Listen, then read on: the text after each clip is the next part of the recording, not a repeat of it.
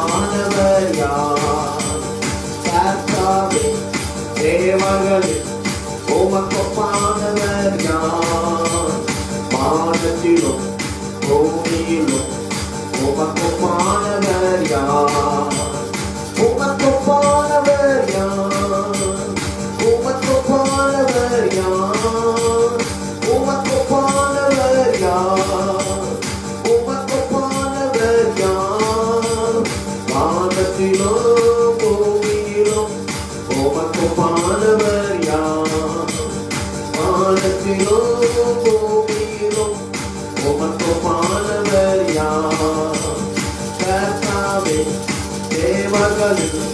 உமக்கொப்பானவர் யார்? வானத்திலும் பூமியிலும் உமக்கொப்பானவர் யார்? கர்த்தாவே தேவர்களில் உமக்கொப்பானவர் யார்? வானத்திலும் பூமியிலும் உமக்கொப்பானவர் யார்? உமக்கொப்பானவர் யார்? உமக்கொப்பானவர் யார்? உமக்கொப்பானவர் யார்? உமக்கொப்பானவர் யார்? வானத்திலும் பூமியிலும் உமக்கொப்பானவர் யார்? வானத்திலும் பூமியிலும் உமக்கொப்பானவர் யார்? செங்கடலை பிளந்து உந்தன் ஜனங்களை நடத்திச் சென்றீர். செங்கடலை நீர் பிளந்து உந்தன் ஜனங்களை நடத்திச் சென்றீர். நீர் நல்லவர் சர்வ வல்லவர் என்று வாக்கு மாறாதவர். நீர் நல்லவர் சர்வ வல்லவர் என்று வாக்கு மாறாதவர். உமக்கொப்பானவர் யார்? உமக்கொப்பானவர் யார்? உமக்கொப்பானவர் யார்? உமக்கொப்பானவர் யார்? வானத்திலும் பூமியிலும் உமக்கொப்பானவர் யார்? வானத்திலும் பூமியிலும் உமக்கொப்பானவர் யார்? கர்த்தாவே தேவர்களில் உமக்கொப்பானவர் யார்? வானத்திலும் பூமியிலும் உமக்கொப்பானவர் யார்? கர்த்தாவே தேவர்களில் உமக்கொப்பானவர் யார்? வானத்திலும் பூமியிலும் உமக்கொப்பானவர் யார்? தூதர்கள் உன்னதமாம் உந்தன் ஜனங்களை போஷித்தீரே. தூதர்கள் உன்னதமாம் உந்தன் ஜனங்களை போஷித்தீரே. உம்மை போல யாருமே இந்த ஜனங்களை நேசிக்கிற. உம்மை போல யாருமே இந்த ஜனங்களை நேசிக்கிற. உமக்கொப்பானவர் யார்? உமக்கொப்பானவர் யார்? உமக்கொப்பானவர் யார்? உமக்கொப்பானவர் யார்? வானத்திலும் பூமியிலும் உமக்கொப்பானவர் யார்? வானத்திலும் பூமியிலும் உமக்கொப்பானவர் யார்? கர்த்தாவே தேவர்களில் உமக்கொப்பானவர் யார்? வானத்திலும் பூமியிலும் உமக்கொப்பானவர் யார்? கர்த்தாவே தேவர்களில் உமக்கொப்பானவர் யார்? வானத்திலும் பூமியிலும் உமக்கொப்பானவர் யார்? உமக்கொப்பானவர் யார்? உமக்கொப்பானவர் யார்? உமக்கொப்பானவர் யார்? உமக்கொப்பானவர் யார்? வானத்திலும் பூமியிலும் உமக்கொப்பானவர் யார்? வானத்திலும் பூமியிலும் உமக்கொப்பானவர் யார்? கன்மலையை நீர் பிளந்து உந்தன் ஜனங்களை தாழ்த்தினீர். கன்மலையை நீர் பிளந்து உந்தன் ஜனங்களை தாழ்த்தினீர். நாமம் அதிசயம் என்று மனக்குள் செய்திடுவீர். உந்தன்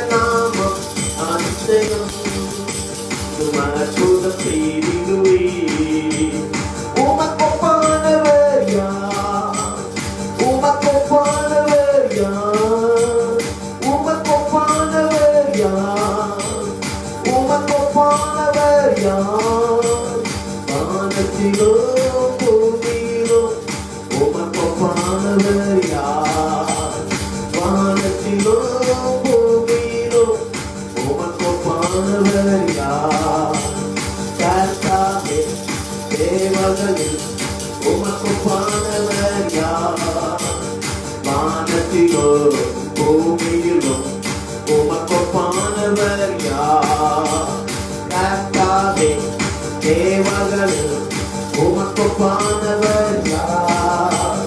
வானத்திலும் ஒப்பானவர் யார்? தூதர்கள் முன்னும் குணவான் உந்த ஜனங்களை போதிக்கிறே. தூதர்கள் முன்னும் குணவான் உந்த ஜனங்களை போதிக்கிறே. உம்மை போல யாருக்கு இந்த ஜனங்களை நேசிக்கிற? உம்மை போல யாருக்கு இந்த ஜனங்களை நேசிக்கிற? உமக்கொப்பானவர் யார்? உமக்கொப்பானவர் யார்? உமக்கொப்பானவர் யார்? உமக்கொப்பானவர் யார்? வானத்திலும் பூமியிலும் உமக்கொப்பானவர் யார்? வானத்திலும் பூமியிலும் உமக்கொப்பானவர் யார்? கண்மலையை நீ பிளந்து உங்கள் ஜனங்களை தாழ்த்தினீர். கண்மலையை நீ பிளந்து உங்கள் ஜனங்களை தாழ்த்தினீர். உங்கள் நாமம் அதிசயம் என்றும் அற்புதம் செய்திடுவீர். உங்கள் நாமம் அதிசயம் என்றும் அற்புதம் செய்திடுவீர். உமக்கொப்பானவர் யார்? உமக்கொப்பானவர் யார்? உமக்கொப்பானவர் யார்? உமக்கொப்பானவர் யார்? வானத்திலும் பூமியிலும் உமக்கொப்பானவர் யார்? வானத்திலும் பூமியிலும் உமக்கொப்பானவர் யார்? கண்மலையை நீ பிளந்து உங்கள் ஜனங்களை தாகத்திட்டீர். கண்மலையை நீ பிளந்து உங்கள் ஜனங்களை தாகத்திட்டீர். உம் நாமம் அதிசயம் என்றும் அற்புதம் செய்திடுவீர். உங்கள் நாமம் அதிசயம் என்றும் அற்புதம் செய்திடுவீர். உம்மை போல யாரு இந்த ஜனங்களை நேசிக்கிற? உம்மை போல யாரு இந்த ஜனங்களை நேசிக்கிற? நீ நல்லவர் சர்வ வல்லவர் என்று வாக்கு மாறாதவர். நீ நல்லவர் சர்வ வல்லவர் என்று வாக்கு மாறாதவர். உமக்கொப்பானவர் யார்? உமக்கொப்பானவர் யார்? உமக்கொப்பானவர் யார்? உமக்கொப்பானவர் யார்? வானத்திலும் பூமியிலும் உமக்கொப்பானவர் யார்? வானத்திலும் பூமியிலும் உமக்கொப்பானவர் யார்? வானத்திலும் பூமியிலும் உமக்கொப்பானவர் யார்?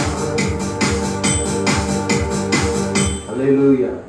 ஆண்டவர் வானத்திலும் பூமியிலும் அவருக்கு ஒப்பானவர் ஒருவருமே கிடையாது. கடைசி சரணத்திலே பார்க்கும்போது உம் நாமம் அதிசயம். அதிசயம், அந்த wonderful God. மனிதனுடைய சிந்தனைக்கு, மனிதனுடைய யோசனைக்கு அப்பாற்பட்ட ஒரு மகத்துவம். கர்த்தரே அறிவும் ஞானமும் புத்தியுமாய் இருக்கிறார் என்று வேதம் சொல்லுகிறது. அவருக்கு யாரும் ஆலோசனை சொல்ல வேண்டிய அவசியமில்லை. அவரே ஆலோசனையில் மகத்துவமானவர் என்று அவரை குறித்து எழுதப்பட்டிருக்கிறது. அதிசயம் என்று சொன்னால் இல்லாத ஒன்றில் இருந்து உருவாக்குகிற ஒரு வார்த்தை அது. ஆதியிலே தேவன் வானத்தை பூமி சிருஷ்டித்தார். பூமியானது ஒளியின்மையும் வெறுமையுமாய் இருந்தது. தேவ ஆவியானவர் ஜலத்தின் மேலே அசைவாடினார். இந்த ஆவியானவர் அசைவாட ஆரம்பித்த பின்பு அடுத்த வார்த்தையிலிருந்து நீங்கள் பார்த்தால் இல்லாத காரியங்கள் ஒவ்வொன்றாய் உருவாக்கப்படுகிறது. அவர் சொல்ல சொல்ல ஒவ்வொன்றாய் உருவாக்குகிறது. அப்பேற்பட்ட இல்லாததிலிருந்து உருவாக்குகிற ஆவியானவர் தான் ஆபிரகாமை பார்த்து சொன்னார், உன் மனைவி இனி மலடி என்று நீ யோசிக்க வேண்டாம். அவளை இனி சாரா என்று நீ அழைக்கக்கூடாது, சாரா என்று நீ அழைக்க வேண்டும். காரணம், அந்த வார்த்தையிலே ஒருமையான ஒரு வார்த்தை. சாரா என்று சொன்னால் அது சிங்குலர் வேர்ட். அந்த ரா என்கிற அந்த ஹீப்ரூ லாங்குவேஜில் பார்க்கும்போது அது ஒன் சிங்குலர், ஒரே சொல் வார்த்தை. சாரா என்று அந்த ரா என்கிற அந்த வார்த்தை உச்சரிப்பு வரும்போது அவள் அநேகம் என்று அர்த்தம். அதற்கு பல பன்முனை வார்த்தைகள், அதற்கு ஜாதிகளுக்கு அவளை தாயாக்குவேன் என்கிற அந்த வார்த்தை, அந்த சொல். எனவே தான் ஆண்டவர் சொன்னார், இனி நீ சாரா என்று நீ அழைக்கக்கூடாது, சாரா என்று நீ அழைக்க வேண்டும். ஆபிரகாமை பார்த்து கர்த்தர் சொன்னார், இனி நீ ஆபிராம் என்று அழைக்கப்படாமல் ஆபிரகாம் என்று சொல்லுகிறார். அந்த ஹா என்கிற அந்த ஹீப்ரூ லாங்குவேஜை நீங்கள் பார்க்கும்போது அது சிங்குலர் வார்த்தை அல்ல, ப்ளூரல் வார்த்தை. அநேக ஜாதிகளுக்கு தகப்பன் என்று அர்த்தம், அநேகருக்கு நீர் தகப்பன் என்று அர்த்தம். ஆபிரா என்கிறது அந்த சின்ன ஒருமை வார்த்தையை அது குறிக்கிறது. அப்போ ஆண்டவர் இல்லாததை ஆபிரகாம் சரீரம் செத்து போய்விட்டது, அவ்வளவுதான். வாக்கு தத்தத்தை நிறைவேற்றுகிறதுக்காக அவனுக்கு ஜீவனை கொடுத்து ஆண்டவர் வச்சுக்கிட்டு இருக்கிறார். சாராளுடைய கர்ப்பமும் செத்து போய்விட்டது. வாக்கு தத்தத்தை நிறைவேற்றுவதற்கு காரணம், ஆண்டவர் ஏதேன் தோட்டத்தில் பிசாசின் இடத்துல ஒரு சவால் விட்டார். அந்த அதிசயத்தை நிறைவேற்றுவதற்கு ஒரு சவால் விட்டார். ஸ்திரீயின் வித்துக்கும் உன் வித்துக்கும் பகை நான் உண்டாக்குவேன் என்கிற அந்த வார்த்தையை சுட்டி காட்டுகிறதை பார்க்கிறோம். ஆண்டவர் பிசாசை மேற்கொள்வதற்கு முதலாக தேர்ந்தெடுத்த அந்த ஸ்திரீயின் வித்து சாரா. அந்த சாராளுடைய கர்ப்பம் செத்து போனது. அதிலிருந்து ஒரு ஈசாக்கை கர்த்தர் உருவாக்கினார். இதுதான் உண்மை. சாராளுக்கு தெரியும், ஆபிரகாமுக்கு தெரியும், ஈசாக்கு கர்த்தரால் கொடுக்கப்பட்டது. ஆனால் இந்த ரகசியம் பிசாசுக்கு தெரியாது, இந்த ரகசியம் பிசாசுக்கு மறைக்கப்பட்டது. எனவே தான் ஆபிரகாம் மூலமாய் இந்த பரிசுத்த சந்ததி வெளிப்படும் என்கிறதை யோசித்த அந்த காரியம் தான் எகிப்திய பெண்ணான ஆகார் உள்ளே பிசாசினால் அனுமதிக்கப்பட்ட ஒரு கருவி. ஆனால் கர்த்தர் சாரா 2 மலைகள், ஒன்று அரேபியா என்று அவன் சொல்லுகிறான் கலாத்தியர் 4வது அதிகாரத்தில், ஒன்று வாக்குத்தத்தத்தின் சந்ததி என்று சொல்றது. அதற்கு பின்பு பார்த்தால், அப்படியே நீங்க தாண்டி வந்து பார்த்தால் ரூத், போவாஸ். இந்த ரூத்தை கர்த்தர் மோவாப் தேசத்தில் இருந்து தூக்கி கொண்டு வருகிறார். பரிசுத்த வித்தோடு கூட அதை இணைக்கிறதை நாம் பார்க்கிறோம். அவள் ஒரு மோவாபிய ஸ்திரீ. காரணம், ஸ்திரீயின் வித்திற்கும் உன் வித்துக்கும் பகை உண்டாக்குவது. அப்படியே நீங்கள் பார்ப்பீர்களானால் தாவீதுடைய வம்சத்தை கர்த்தர் யூதாவிலே சூஸ் பண்ணி அந்த யூதாவுடைய அந்த காரியத்தில் நீங்கள் பார்க்கும்போது பச்சைபாலை கர்த்தர் தேர்ந்தெடுக்கிறதை பார்க்கிறோம். வசனத்திலே நாம் பார்க்கும்போது, வேத புஸ்தகத்தை நாம் வாசிக்கும் போது, இயேசுவின் வம்சவர்களை வாசிக்கும் போது உரியாவின் மனைவி என்று கர்த்தர் அங்கு சுட்டி காட்டுகிறதை நாம் பார்க்கிறோம். அங்கிருந்து அந்த ஸ்திரீயின் வித்தை கர்த்தர் உருவாக்குகிறதை பார்க்கிறோம். இதை ஆழமாய் போனால் வேற ஒரு காரியம். அப்படியே நீங்கள் வருவீர்களானால், மரியாள்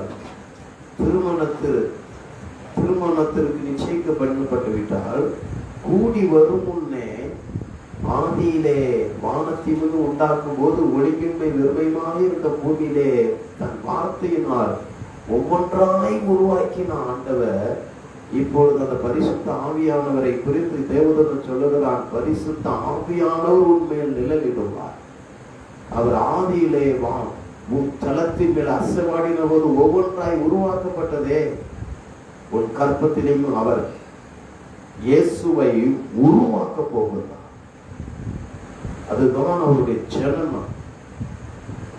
அப்ப நாம் புரிந்து கொள்ள வேண்டும், பிள்ளைகளை நன்றாய் நீங்கள் ஆராய்ந்து பாருங்கள். அந்த ஸ்திரீயின் வித்தை கர்த்தர் உருவாக்குவதற்கு அது பிசாசின் ரகசியத்துக்கு அப்பாற்பட்ட காரியமாய் இருந்தது. இயேசு ஞானஸ்நானம் எடுத்து அபிஷேகத்தை பரிசுத்த ஆவியானவரால் வனாந்தரத்துக்கு வழிநடத்தப்பட்ட பின்புதான் இயேசு யார் என்று பிசாசுக்கே தெரிந்தது. அதை நான் புரிந்து கொண்டது. அது வரைக்கும் ரகசியங்கள் மறை ஆண்டவர் அந்த ரகசியங்களை பயங்கரமாய் அதை செய்கிறதை பார்க்கிறோம். பிள்ளைகளை, அதுக்கு பேர் தான் அதிசயம். இல்லாததை உருவாக்குகிற ஒரு தெய்வம். முடியாத ஒரு காரியத்தை ஆபிரகாம் வம்சத்திலே உருவாக்குகிற ஒரு தெய்வம். நன்றாய் நீங்கள் ஆராய்ந்து பாருங்கள், நன்றாய் நீங்கள் ஆராய்ந்து பாருங்கள். அப்பா பிள்ளைகளை, நம்முடைய வாழ்க்கையிலே கர்த்தர் அதிசயத்தை செய்ய முடியும், அற்புதத்தை செய்ய முடியும், மேன்மையை கட்டளையிட முடியும், விடுதலையை கட்டளையிட முடியும். இல்லாத ஒன்றை அவரால் உருவாக்கிவிட முடியும். உங்க சரீரத்திலே சரி, உங்க ஆத்மாவிலே சரி, இல்லாத ஒன்றை உருவாக்குகிற வல்லமைக்கு பெயர்தான் அதிசயம். அதிசயம். மனோராஜ் சொல்லுகிறான், அதிசயம் விளைகிறது என்று சொல்லுகிறான். பிள்ளைகளை, கிதியோன் அதிசயம் விளைகிறதை அவன் கண்டான். பிள்ளைகளை, அந்த கிறிஸ்துவுக்கு முதல் பகைவனாய் எழுப்பப்பட்டது கிதியோனை தான் எழுப்புகிறார்.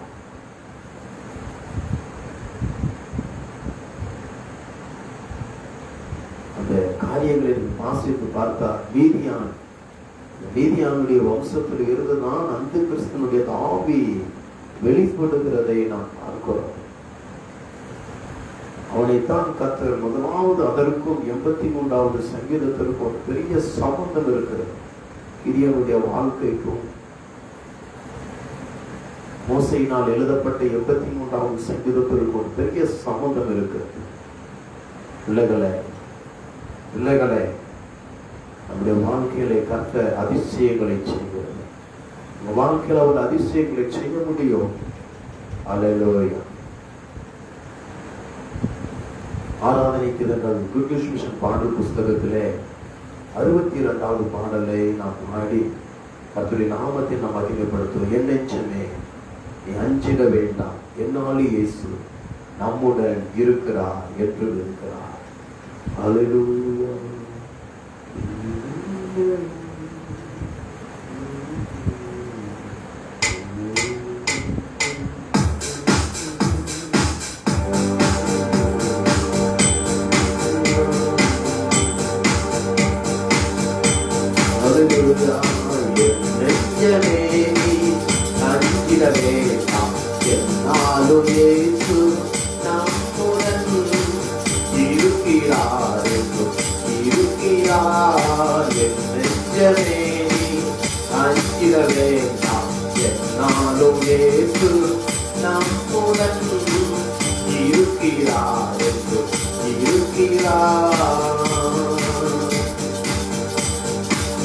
மலையும் கோயிலும் வாடையும் பணியும் மன்னவர் இயேசுவின் நாமத்தில் அடங்கும். மலையும் கோயிலும் வாடையும் பணியும் மன்னவர் இயேசுவின் நாமத்தில் அடங்கும். எடுத்த எடுப்பில் சாத்தானை அடித்து, எடுத்த எடுப்பில் சாத்தானை அடித்து, அடுத்தது தாயென்று ஜெயம் தந்தார், அடுத்தது தாயென்று ஜெயம் தந்தார். என் நெஞ்சமே, நீ அஞ்சிட வேண்டாம், என்னாலும் இயேசு நம்முடன் இருக்கிறார் என்று இருக்கிறார். என் நெஞ்சமே, நீ அஞ்சிட வேண்டாம், என்னாலும் இயேசு நம்முடன் இருக்கிறார் என்று இருக்கிறார். கள்ளக்கபடு வஞ்சகம் கூறு கர்த்தரே கிருபை வார்த்தையில் நீங்கும் கள்ளம் தவறு வஞ்சகம் சூடு கர்த்தரே கிருபை வார்த்தையில் நீங்கும் கரத்தை உயர்த்தி புயத்தாலே அடித்து கரத்தை உயர்த்தி புயத்தாலே அடித்து காலகாலத்தில் ஜெயம் தந்தார் காலகாலத்தில் ஜெயம் தந்தார் என் நெஞ்சமே நீ அஞ்சிட வேண்டாம் என்னாலும் இயேசு நம்முடன் இருக்கிறார் என் நெஞ்சமே நீ அஞ்சிட வேண்டாம் என்னாலும் இயேசு நம்முடன் இருக்கிறார்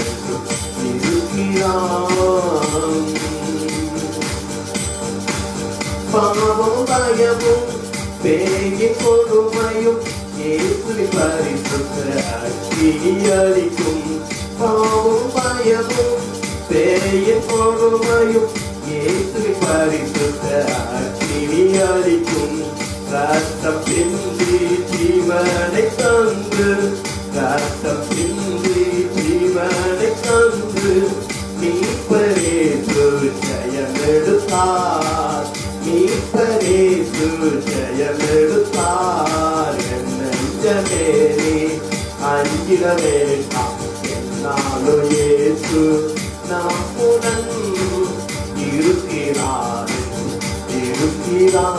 இருக்கிறார் என் நெஞ்சமே நீ அஞ்சிட வேண்டாம் என்னாலும் இயேசு நம்முடன் இருக்கிறார் இருக்கிறார் நிந்தை தந்தை கண்ணீர் கவலை ராட்சிப்பின் மகிழ்ச்சியில் என்றுமே மறையும் நிந்தை தந்தை கண்ணீர் கவலை ராட்சிப்பின் மகிழ்ச்சியில் என்றுமே மறையும் உயிர்த்து எழுந்தார் ஜெயித்து எழுந்தார் உயிர்த்து எழுந்தார் ஜெயித்து எழுந்தார் ஆடிய பாடிய உயர்த்திடுவோம் ஆடி பாடிய உயர்த்திடுவோம் என் நெஞ்சமே நீ அஞ்சிட வேண்டாம் என்னாலும் இயேசு நம்முடன் இருக்கிறார் இருக்கிறார் என் நெஞ்சமே நீ அஞ்சிட வேண்டாம் என்னாலும் இயேசு நம்முடன் இருக்கிறார் இருக்கிறார் பாவமும் பயமும் பேயின் கொடுமையும் இயேசுவின் பரிசுத்த அக்கினி அளிக்கும் பாவமும் பயமும் பேயின் கொடுமையும் இயேசுவின் பரிசுத்த அக்கினி அளிக்கும் ரத்தம் சிந்தி ஜீவனை தந்து ரத்தம் சிந்தி ஜீவனை தந்து மீட்பரேசு ஜெயமெடுத்தார் மீட்பரேசு ஜெயமெடுத்தார் நெஞ்சமே நீ அஞ்சிட வேண்டாம் என்னாலும் இயேசு நம்முடன் இருக்கிறார் இருக்கிறார் என் நெஞ்சமே நீ அஞ்சிட வேண்டாம் என்னாலும் இயேசு நம்முடன் இருக்கிறார் இருக்கிறார் நீந்தை தந்தை கண்ணீர் கவலை ராட்சிப்பின் மகிழ்ச்சியில் என்றுமே மறையும் நீந்தை தந்தை கண்ணீர் கவலை ராட்சிப்பின் மகிழ்ச்சியில் என்றுமே மறையும் உயிர்த்து எழுத்தார் ஜெயித்து எழுத்தார் உயிர்த்து எழுத்தார் ஜெயித்து எழுத்தார் ஆடிய பாடிய உயர்த்திடுவோம் ஆடி பாடிய உயர்த்திடுவோம் நெஞ்சமே நீ அஞ்சிட வேண்டாம் என்னாலும் இயேசு நம்முடன் இருக்கிறார் இருக்கிறார் என் நெஞ்சமே நீ அஞ்சிட வேண்டாம் இயேசு நம்முடன் இருக்கிறார் இருக்கிறார். கண்களை மூடி அப்படியே நம்ம கொஞ்ச நேரம் கர்த்தரை நாம் ஸ்தோத்திரிக்கலாம். ஹல்லேலூயா, ஹல்லேலூயா, ஹல்லேலூயா. ஆங்காங்கு ஆராதனைகள் நடத்த முடியாத சூழ்நிலைகள் இருந்தாலும் கர்த்தர் தம்மை ஆராதிக்கிற ஒரு பாக்கியத்தை நமக்கு தந்திருக்கிறார். எரேமியா புலம்பல் புஸ்தகத்திலே சொல்லுகிறான், ஓய்வு நாள் நினைக்கப்படாமல் போகும் நாட்கள் வரும். ஆமோஸ் தன் புஸ்தகத்திலே சொல்லுகிறான், வசனம் கிடைக்கக்கூடாத ஒரு பஞ்சம் வரும். எசேக்கியா தீர்க்கதரிசி சொல்லுகிறான், எசேக்கியா தீர்க்கதரிசி, ஓய்வு நாளை கர்த்தர் நாம் கர்த்தருடைய ஜனங்கள் என்றும் நாம் கர்த்தருடையவர்கள் என்று கர்த்தருக்கு நமக்கு இருக்கிற உறவை காமிப்பது ஓய்வு நாள் ஆராதனை என்று சொல்லுகிறான். மோசே உபாகமம் 5வது அதிகாரத்தில் சொல்லிக் கொடுக்கிறான், கர்த்தர் உங்களை எகிப்து தேசத்திற்கு விடுவித்ததை நீங்கள் நினைக்க வேண்டும். எனவே கர்த்தர் உங்களை ஓய்வு நாளை அனுசரிக்க சொல்லுகிறார் என்று சொல்லிக் கொடுக்கிறார். ஹல்லேலூயா, ஹல்லேலூயா. நம்ம ஆண்டவர் பரிசுத்தர், அவர் பெரியவராய் இருக்கிறார், அவர் உயர்ந்தவராய், அவர் உன்னதமான தேவனாய் இருக்கிறார். அவர் தம்மை நோக்கி கூப்பிடுகிற யாவரையும் அவர் மகிமைப்படுத்துகிற ஒரு ராஜா. அவர் நேற்று இன்று என்று மாறாத ராஜா. அல்லேலூயா. அவர் நித்தியானந்தமுள்ள ஏக சக்கராதிபதி. பிள்ளைகளே, என் நெஞ்சமே நீ அஞ்சிட வேண்டாம். என்னாலும் இயேசு அவர் உன்னுடன் இருக்கிறார். உன்னை நம்பினவனை கைவிட்டு இருக்கலாம், மருத்துவர்கள் உன்னை கைவிட்டு இருக்கலாம், உன் பெற்றோர் உன்னை கைவிட்டு இருக்கலாம், உன் பிள்ளைகள் உன்னை கைவிட்டு இருக்கலாம், உன் மனைவியால் உன்னை சரியாய் புரிந்து கொள்ள முடியாமல் இருக்கலாம், உன் புருஷனால் உன்னால் சரியாய் புரிந்து கொள்ளாமல் இருக்க முடியாது, உன் பெற்றோர்கள் உன்னை புரிந்து கொள்ளாமல் இருக்க முடியும். ஆனால் இயேசு உன்னை பார்த்து சொல்லுகிறார், நீ பயப்படாதே, திகையாதே, நான் உன் தெய்வம், நான் உன் தெய்வம். மகனே, நிலையிலே கவனிக்கிற அன்பு மகனே, மகளே, என் ஆண்டவர் உன் உள்ளத்திரியங்களை அறிந்திருக்கிறார். நீ மறைந்து அழுகிற கண்ணீர் அவருக்கு தெரியும்.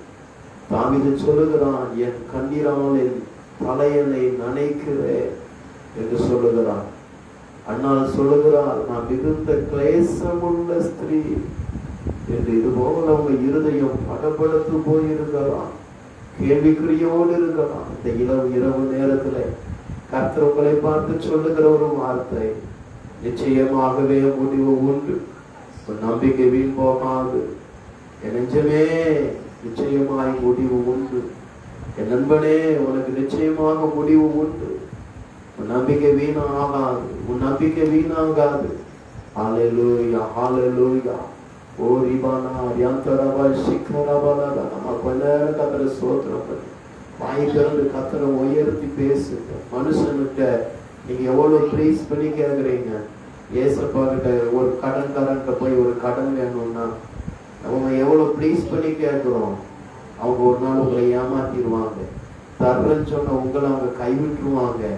ஆனா ஏசப்பா நாமத்தினை அறிக்கை செஞ்சுப்பார். சில காரியத்திற்காக நீ அநேக நேரம் தேவ சமூகத்திலே அமர்ந்து நீ ஜெபிக்க வேண்டும். சில நேரத்தில் சில தடைகள் விலகுவதற்கு உன்னை நீ மறந்து ஆராதிக்க வேண்டும். ஏகோபித்து கர்த்தரை துதினால் கர்த்தரின் நாமத்தில் வாயிலே அறிக்கை செய்ய வேண்டும். அறிக்கை செய்வோமா? ஹல்லேலூயா.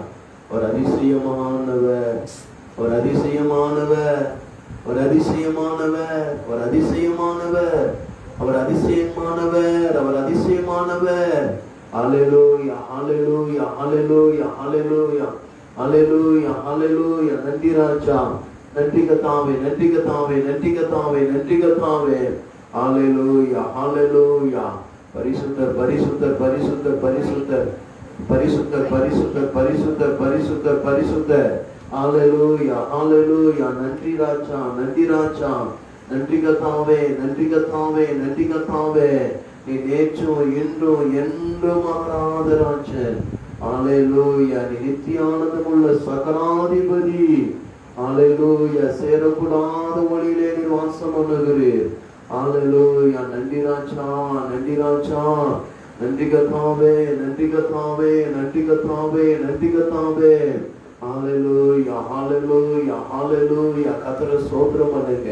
அறிக்கை செய்யுங்க, அறிக்கை செய்யுங்க, அறிக்கை செய்யுங்க, அறிக்கை செய்யுங்க, அறிக்கை செய்யுங்க, அறிக்கை செய்யுங்க, அறிக்கை செய்யுங்க, அறிக்கை செய்யுங்க, அறிக்கை செய்யுங்க. ஹalleluya ஹalleluya. அறிக்கை செய்யுங்க. ஹalleluya. பிள்ளைகளோடு இணைந்து நாமும் கர்த்தரை கொஞ்ச நேரம் துதிக்கலாம். ஆமென். பாடலாம். வாங்க. ஹalleluya. நன்றி ராஜா, நன்றி ராஜா, நன்றி ராஜா, நன்றி ராஜா. கொஞ்ச நேரம் கர்த்தரை துதித்து நம்ம மகிமைப்படுத்துவோம். விடுதலையாய் கர்த்தரை ஆராதிங்க. அக்கம் பக்கத்துல யார் இருக்கிறாங்க நீங்க உங்களுக்கு முக்கியம் கிடையாது. உங்க சத்தத்தை கர்த்தர் கேட்கிறார். ஹalleluya ஹalleluya ஹalleluya. சில காரியத்திலிருந்து நீங்க தேவ சமூகத்திலே அமர்ந்து அவர் சமூகத்திலே விசாரித்து ஜெபத்தின் மூலம் அவர் சமூகத்திலே விசாரிக்க வேண்டும். ஆனா சில சமயம் தடைகள் விலகுவதற்கு உங்களை மறந்து நீங்கள் ஆராதிக்க வேண்டும். உங்க இருதயம் வெட்கத்தை மறந்து கர்த்தரை துதிக்க வேண்டும். தாவீது தன் ராஜா என்கிறதை மறந்து ஆராதித்ததை நாம் பார்க்கிறோம். ஹalleluya ஹalleluya. கேருபீன்களும் சேராபீன்களும் இரண்டு ரெட்டைகளால் தன் முகத்தை மூடி, இரண்டு சட்டைகளால் தன்னுடைய கால்களை மூடி, இரண்டு சட்டைகளால் பறந்து சேனைகளின் தேவனாகிய கர்த்தர் பரிசுத்தர் பரிசுத்தர் என்று பயபக்தியாய் ஏகோபித்து ஆராதித்தார்கள். ஹalleluya. நாமும் அப்படி பல பிள்ளைகளோடு இணைந்து நம்ம பாடல் மூலம் கர்த்தரை மகிமைப்படுத்தலாம். கமான். ஹalleluya ஹalleluya. நன்றி ராஜா. வாங்க சீக்கிரமா. ஹalleluya. நன்றி அப்பா, நன்றி அப்பா, நன்றி அப்பா, நன்றி ராஜா, நன்றி ராஜா.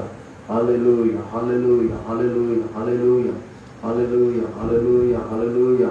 நன்றி நன்றி ராஜா, நன்றி ராஜா, நன்றி ராஜா, நன்றி ராஜா. ஹalleluya ஹalleluya ஹalleluya. நன்றி நன்றி.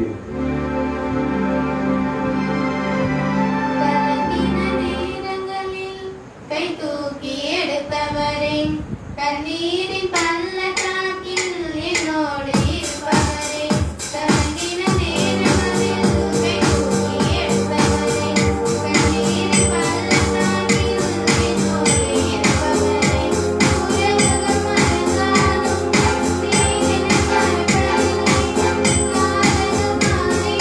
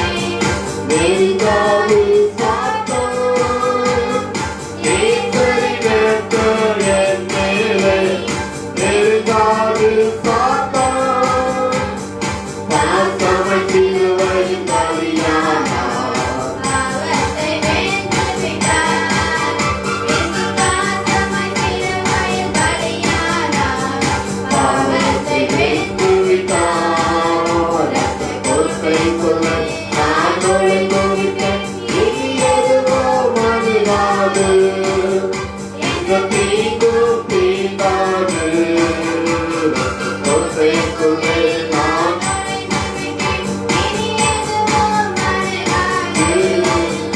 எந்த தீங்கும் தீண்டாது.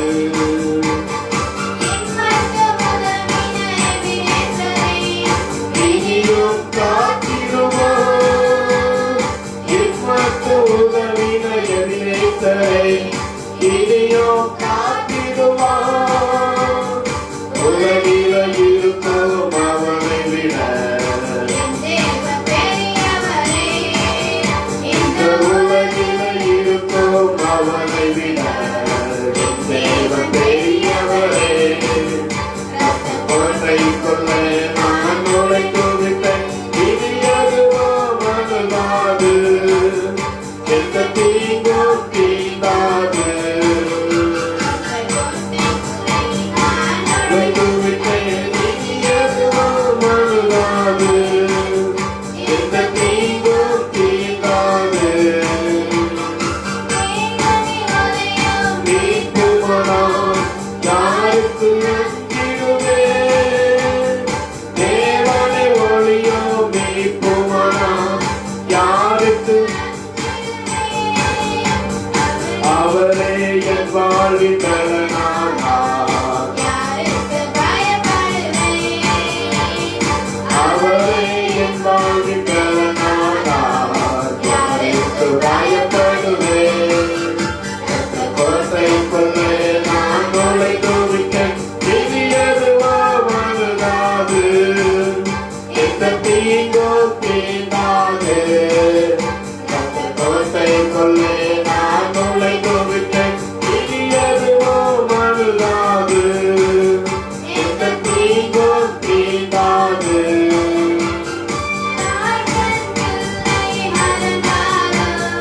மறவாத என்னை பெறே. தாய்தன் பிள்ளையை மறந்தாலும் மறவாத என்னை பெறே. ஆயனைப் போல நடத்துகிறீர். அபிஷேகம் செய்கின்றீர். என்னை ஆயனைப் போல நடத்துகிறீர்.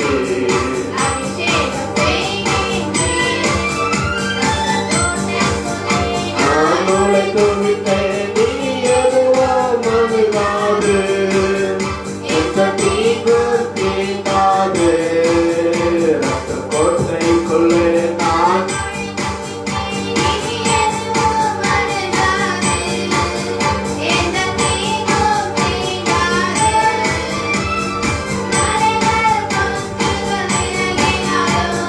மாறாது உன் கிருபை. மலைகள் குன்றுகள் விலகினாலும் மாறாது உன் கிருபை. மேகத்தால் இழுத்துக் கொண்டீர். அனைத்து சேர்த்துக் கொண்டீர். என்னை அனாதி மேகத்தால்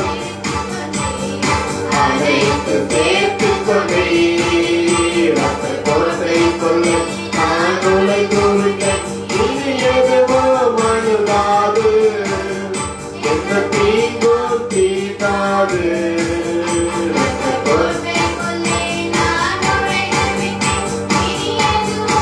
மனதாது. எந்த தீங்கும் தீண்டாது.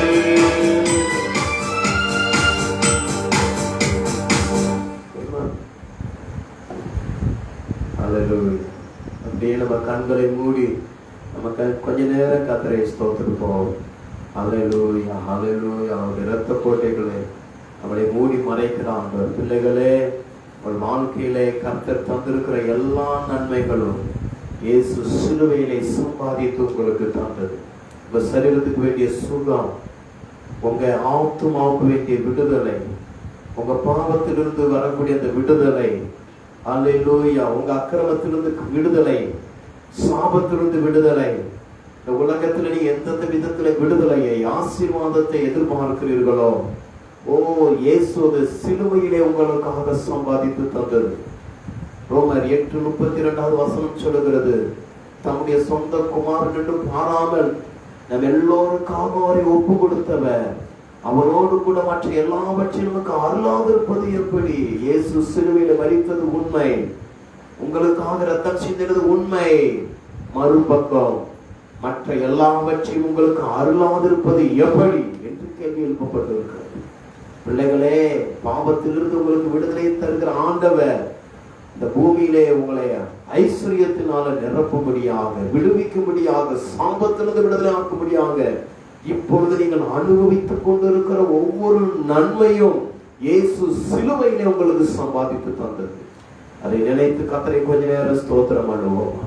அல்லேலூயா. இப்பேற்பட்ட அந்த மகத்துவமான காரியத்தை நம்முடைய தேசம் அறிந்து கொள்ள வேண்டும், திருச்சபைகள் அறிந்து கொள்ள வேண்டும், ஆளுகை செய்கிற தலைவர்கள் அறிந்து கொள்ள வேண்டும், நாம் வசிக்கிற நம்முடைய சமுதாயம் அறிந்து கொள்ள வேண்டும், நம்முடைய மாவட்டம் அறிந்து கொள்ள வேண்டும், முழு உலகம் அறிந்து கொள்ள வேண்டும், உங்கள் உறவினர்கள் அறிந்து கொள்ள வேண்டும். கொஞ்ச நேரம் கர்த்தரை ஸ்தோத்திரம் பண்ணுவோமா? அல்லேலூயா, அல்லேலூயா. இயேசப்பா, உம்முடைய அன்பை, உம்முடைய மகத்துவத்தை, அப்பா, உம்முடைய சிலுவையிலே நீர் சிந்தின, நீர் சம்பாதித்த உம்முடைய ஐஸ்வர்யத்தை நாங்கள் புரிந்து கொண்டது போல எங்க சமுதாயம் புரிந்து கொள்ளணும், எங்க சபை புரிந்து கொள்ளணும், எங்க உறவினர்கள் புரிந்து கொள்ளணும், எங்க தேசத்துல ஆளுகை செய்கிற தலைவர்கள் புரிந்து கொள்ளணும். ஆண்டவரே, உங்க அன்பை புரிந்து கொள்ளணும் ராஜா. முழு உலகமும் அன்பை புரிந்து கொள்ள வேண்டும் ராஜா. சோத்திரம் பண்ணுவோமா? சோத்திரம். எல்லா பாவங்கள், எல்லா விக்கிரக ஆராதனைகள், எல்லா பேசித்தன விபச்சாரத்தின் ஆவிகள், வாலிபர்களை பாழாக்குகிற அருவருப்பின் கிரியைகள் தேசத்தை விட்டு விலகும்படியாக நாங்கள் ஜெபிக்கிறோம் ராஜா.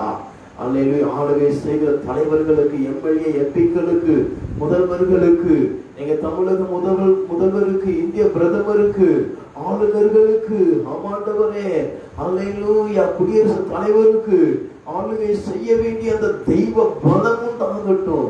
ஆமாண்டவரே, நேபுகாத்நேச்சாருக்கு ஆமாண்டவரை சொப்பனத்திலே உம்மை வெளிப்படுத்தின ஆண்டவர், அல்லேலூயா, அல்லேலூயா, தேச தலைவர்களுக்கு உம்மை யார் என்று நீ நிரூபிப்பீராக ராஜா, நிரூபிப்பீராக. உம்மை அறிந்து கொள்ளுகிற எண்ணம் அவர்களுக்கு உண்டாவதாக ராஜா, உண்டாவதாக ராஜா. ஆசீர்வதியும், ஆசீர்வதிங்க ராஜா. நேரடியில கவனிக்கிற அம்மாண்டவர், நேரடியாய் பங்கு பெறுகிற பிள்ளைகளுக்கு இந்த நேரம் ஆசீர்வதிக்கப்பட்ட நேரமாய் மாறட்டும். கர்த்தர் கிரியை செய்ததற்காய் நன்றி, நன்றி ராஜா, நன்றி ராஜா, நன்றி ராஜா, நன்றி ராஜா, நன்றி ராஜா. பெரிய காரியங்களை செய்யுங்க. இயேசுவின் நாமத்தில் ஜெபிக்கிறோம் நல்ல பிதாவே, ஆமென். அல்லேலூயா. கர்த்தர் உங்களை ஆசீர்வதிப்பாராக. இந்த நேரத்திலேயே ஒரு முக்கியமான காரியத்தை நாம் பார்க்க போகிறோம். கர்த்தர் பெரிய காரியங்களை செய்வார். அல்லேலூயா. எடுத்துக்கொள்வோம். 2 தீமோத்தேயு அதனுடைய 4வது அதிகாரம் 8வது வசனத்தை வாசிக்கலாம். 2 தீமோத்தேயு அதனுடைய 4வது அதிகாரம் 8வது வசனத்தை நாம் வாசிக்கலாம். 2 தீமோத்தேயு எழுதின புஸ்தகம் அதனுடைய 4வது அதிகாரம் அதனுடைய 8வது வசனத்தை நாம் எடுத்துக்கொள்வோம். இன்று முதல்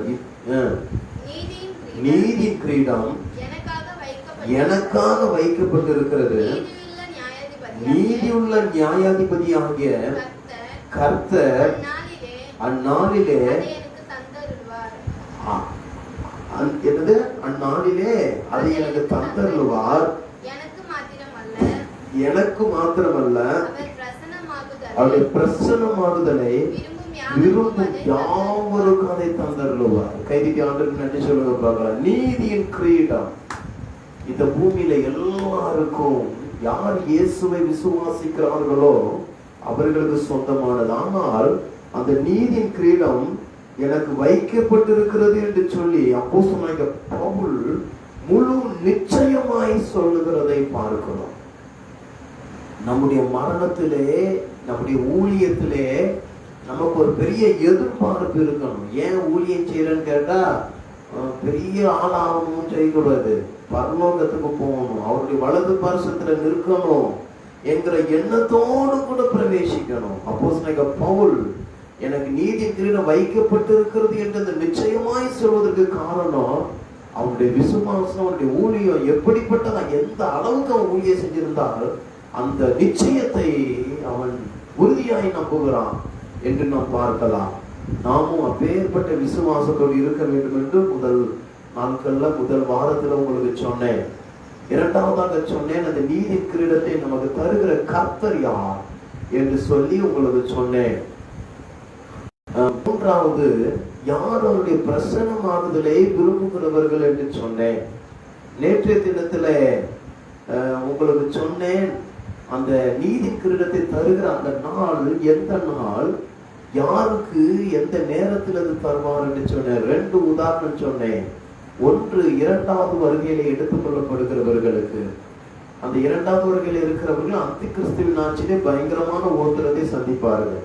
ஆனால் நீங்களும் நானும் அந்த அந்தி கிறிஸ்துவின் ஆட்சியை செய்யக்கூடாது, சந்திக்க கூடாது, கைவிடப்படக்கூடாதபடிக்கு, கைவிடப்பட்டு விடக்கூடாதபடி அந்த புத்தியுள்ள கன்னிகைகளை போல நம்ம எப்பவும் ஆயத்தமாக இருக்க வேண்டும். ஆமென் சொல்லுவோமா?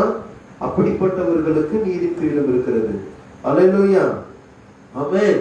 அப்படிப்பட்டவர்களுக்கு அந்த நீதி கிரீடத்தை கர்த்தர் வைத்திருக்கிறார். அடுத்தது, இந்த நாளிலே நான் உங்களுக்கு சொல்ல போகிறேன், யார் நீதி, நேற்றைய தினத்திலே கூட சொன்னேன், யார் அந்த நீதி கிரீடத்தை பெறுவதற்கு தகுதியானவர்கள் என்று சொன்னேன். யார் அந்த நீதி கிரீடத்தை பெறுவதற்கு தகுதியானவர்கள் என்று சொன்னால், ஆண்டவருடைய மணவாளனுடைய மணவாட்டியா நம்ம என்ன செய்யணும்? எதிர்பார்ப்போடு நம்ம இருக்கணும். ஆமென் சொல்லுவோமா? எப்பேற்பட்ட மணவாட்டியாய் பவுல் சபைக்கு சொல்லிக் கொடுக்கிறான் என்று நம்ம ஒரு சில காரியங்களை நேற்று பார்த்தோம். இன்றைக்கு பார்க்க போகிறோம், யார் நீதியின் கிரீடத்தை பெற தகுதியற்றவர்கள். நேற்று தகுதி உள்ளவர்களை பார்த்தோம். இன்னைக்கு யாரு தகுதியற்றவர்கள். 2 பாயிண்ட் இருக்குது. அதை நான் சொல்லிட்டு நான் முடிச்சிட போறேன். அல்லேலூயா, அது உங்களுக்கு மிகுந்த ஆசீர்வாதமா இருக்கும். நீதியின் கிரீடத்தை பெறுவதற்கு யார் தகுதியற்றவர்கள்? அல்லேலூயா, யார் தகுதி உள்ளவர்கள், யார் தகுதி அற்றவர்கள் என்கிறதை நாம் பார்க்க போகிறோம். அல்லேலூயா, ஆமென். வாசிக்கலாம். 2 பேதுரு, அப்போஸ்தலனாகிய பேதுரு தன்னுடைய நிருபத்திலே பரலோக ரகசியத்தை குறித்து அவன் சொல்லும் போது சில காரியங்களுக்கு சொல்லிக் கொடுக்கிறான். 2 பேதுரு 2வது அதிகாரம் 9வது வசனம் முதல், யார் தகுதியற்றவர்கள், அந்த நீதி கிரீடத்தை யாரால் பெற முடியாது என்று அங்கு சொல்லுகிறதை நாம் பார்க்கிறோம். அப்போஸ்தலனாகிய பவுல் கூட கொரிந்தியர், தீமோத்தேயு நிறைய சம்பவத்திலே அவன் சொல்லுகிறான். இங்கே அப்போஸ்தலனாகிய பேதுரு சொல்லிக் கொடுக்கிற காரியத்தை நாம் தியானிக்கலாம். யார் அந்த நீதி கிரீடத்தை பெற தகுதியற்றவர்களாய் மாறுகிறார்கள்.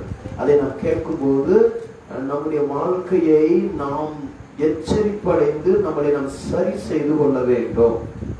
வாசிக்கலாம். 2 பேதுரு 2வது அதிகாரம் 9வது வசனம் முதல், கர்த்தர் தேவ பக்தி உள்ளவர்களை சோதனையின்றி ரட்சிக்கவும் அக்கிரமக்காரரை ஆக்கினைக்குள்ளாகவும் நியாய தீர்ப்பு நாளுக்கு வைக்கவும் அறிந்திருக்கிறார். அல்லேலூயா. அங்கு நாம் பார்க்கிறோம் 2 பேதுரு அதனுடைய 2வது அதிகாரம் அதனுடைய 9வது வசனத்தை பார்க்கும் போது, கர்த்தர் தேவ பக்தி உள்ளவர்களை சோதனை என்று ரட்சிக்கவும் அக்கிரமக்காரரை ஆக்கினைக்குள்ளாக நியாய தீர்ப்பு நாளுக்காக வைக்கவும் அறிந்திருக்கிறார். தேவ பக்தி உள்ளவர்களை ரட்சிக்கிறாராம், ஆனா அக்கிரமக்காரரை ஆக்கினைக்குள்ளாக நியாய தீர்ப்பு நாளுக்காக வைத்திருக்கிறாராம். அப்ப யார் அந்த நீதி கிரீடத்தை இழந்து போகிறார்கள் என்று சோதோம் பட்டணத்திலே பயங்கரமான அக்கிரமம் நடந்தது. அந்த பாவம் தேவ சந்நிதியிலே வந்து எட்டினதாம். அந்த பட்டணத்தை கர்த்தர் முழுமையுமாய்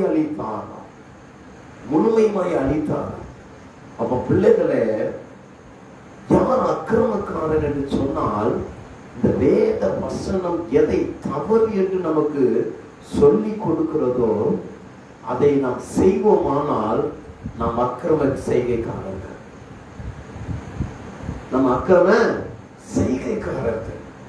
அப்போ இந்த வேதம் யாருக்கு சரி தப்புன்னு இந்த உலகத்துல நிறைய ஆலோசனை உண்டு, நிறைய ஆலோசனை உண்டு. ஆனா அந்த ஆலோசனை எல்லாம் நம்ம வாழ்க்கையை உயிர்ப்பிக்காது, நம்ம ஆத்துமாவை அது உயிர்ப்பிக்காது. நம்ம ஆத்துமாவை உயிர்ப்பிக்கக்கூடிய, நம்ம கூட பேசக்கூடிய ஆலோசனை நம்ம பெற்றோர்கள் இருந்தாலும் இல்லைனாலும், நம்ம பாஸ்டர் இருந்தாலும் இல்லைனாலும், நம்முடைய நண்பர்கள் நம்ம கூட இருந்தாலும் இல்லைனாலும், தவறை நமக்கு எச்சரித்து நம்மளை சரியாய் வழி நடத்தக்கூடிய ஒரு காரியம் கர்த்தருடைய வேத புஸ்தகம் மாத்திரம்தான். அதைத்தான் சங்கீதக்காரனாகிய தாவீது சங்கீதம் 119:9 சொல்லுகிறான், வாலிபத்தின் வழியை எதனால் சுத்தம் பண்ணுவான், அவருடைய வசனத்தின்படி தன்னை காத்து கொள்ளும் போதுதான். யார் வேதத்தை ஆராய்கிறார்களோ, வேதத்தை வரிசை கிரகமாய் வாசிக்கிறார்களோ, அவங்க செய்யறது சரியா தப்பான்னு ஆண்டவர் அவர்களை எச்சரிப்பார். ஆமென். வேதம் சொல்லுகிறது, பரிசுத்த ஆவியானவர் உங்களிடத்திலே வரும்போது நீங்கள் பலன் அடைவீர்கள் என்று எழுதப்பட்டிருக்கிறது. இயேசு பரிசுத்த ஆவியானவரை சொல்லும்போது சொல்லுகிறார், அவர் சகல சத்தியத்திற்கு உங்களை கண்டித்து உணர்த்துவார். வசனம் யார் வாசிக்கிறாங்களோ, எனக்கு படிப்பு இல்லைங்கிறவங்க கூட வசனத்தை கேட்டு பழகணும். நிறைய படிக்க தெரிஞ்சவங்களோட கேட்டு செய்யறவங்க தான் நிறைய பேர் இருக்கிறாங்க பூமியில். நம்ம எந்த அளவுக்கு வசனத்தை வாசிக்கிறோமோ, எந்த அளவுக்கு நம்ம வசனத்தை கேட்கிறோமோ, அந்த அளவுக்கு நம்ம வாழ்க்கையை சரி செய்து கொள்ள முடியும். பரிசுத்த ஆவியானவர் நிறைய பேர் என்ன கேட்பாங்க, ஏசப்பா பேசினார்ப்பா, ஏசப்பா இந்த வார்த்தையை சொல்ல சொன்னார்ப்பா சர்ச்சில் சொன்னா, முடிஞ்ச உடனே நான் திடீர்னு விசிட்டிங் போகும்போது சில பிள்ளைங்க கேட்பாங்க, சில பெரியவங்க கேட்பாங்க, பாஸ்டர் உங்ககிட்ட ஏசப்பா எப்படி பேசுற? பூச்சிக்கிட்ட கேட்டிருக்கீங்களா? ஏசப்பா உங்ககிட்ட எப்படி பேசுவார், எப்படி பேசுவார் அப்படின்னு கேட்டிருக்கீங்களா? ஆமென். அப்போ எப்படி பேசுவார்னா, ஆண்டவருடைய லாங்குவேஜ் 99% வேத வசனம் தான் அவருடைய லாங்குவேஜ். யார் அதிகமாய் வசனத்தை வாசிக்கிறார்களோ அவர்கள் அக்கிரம செய்களிலிருந்து விடுதலை ஆக முடியும். ஆமென். பெரியாப்பட்டிருந்த ஜனங்கள் அப்போஸ்தலர் 17ஆம் அதிகாரம் 11 அதனுடைய 17வது வாசிக்கலாம். அப்போஸ்தலர் 11 அதனுடைய 17வது வசனத்தை வாசிக்கலாம்.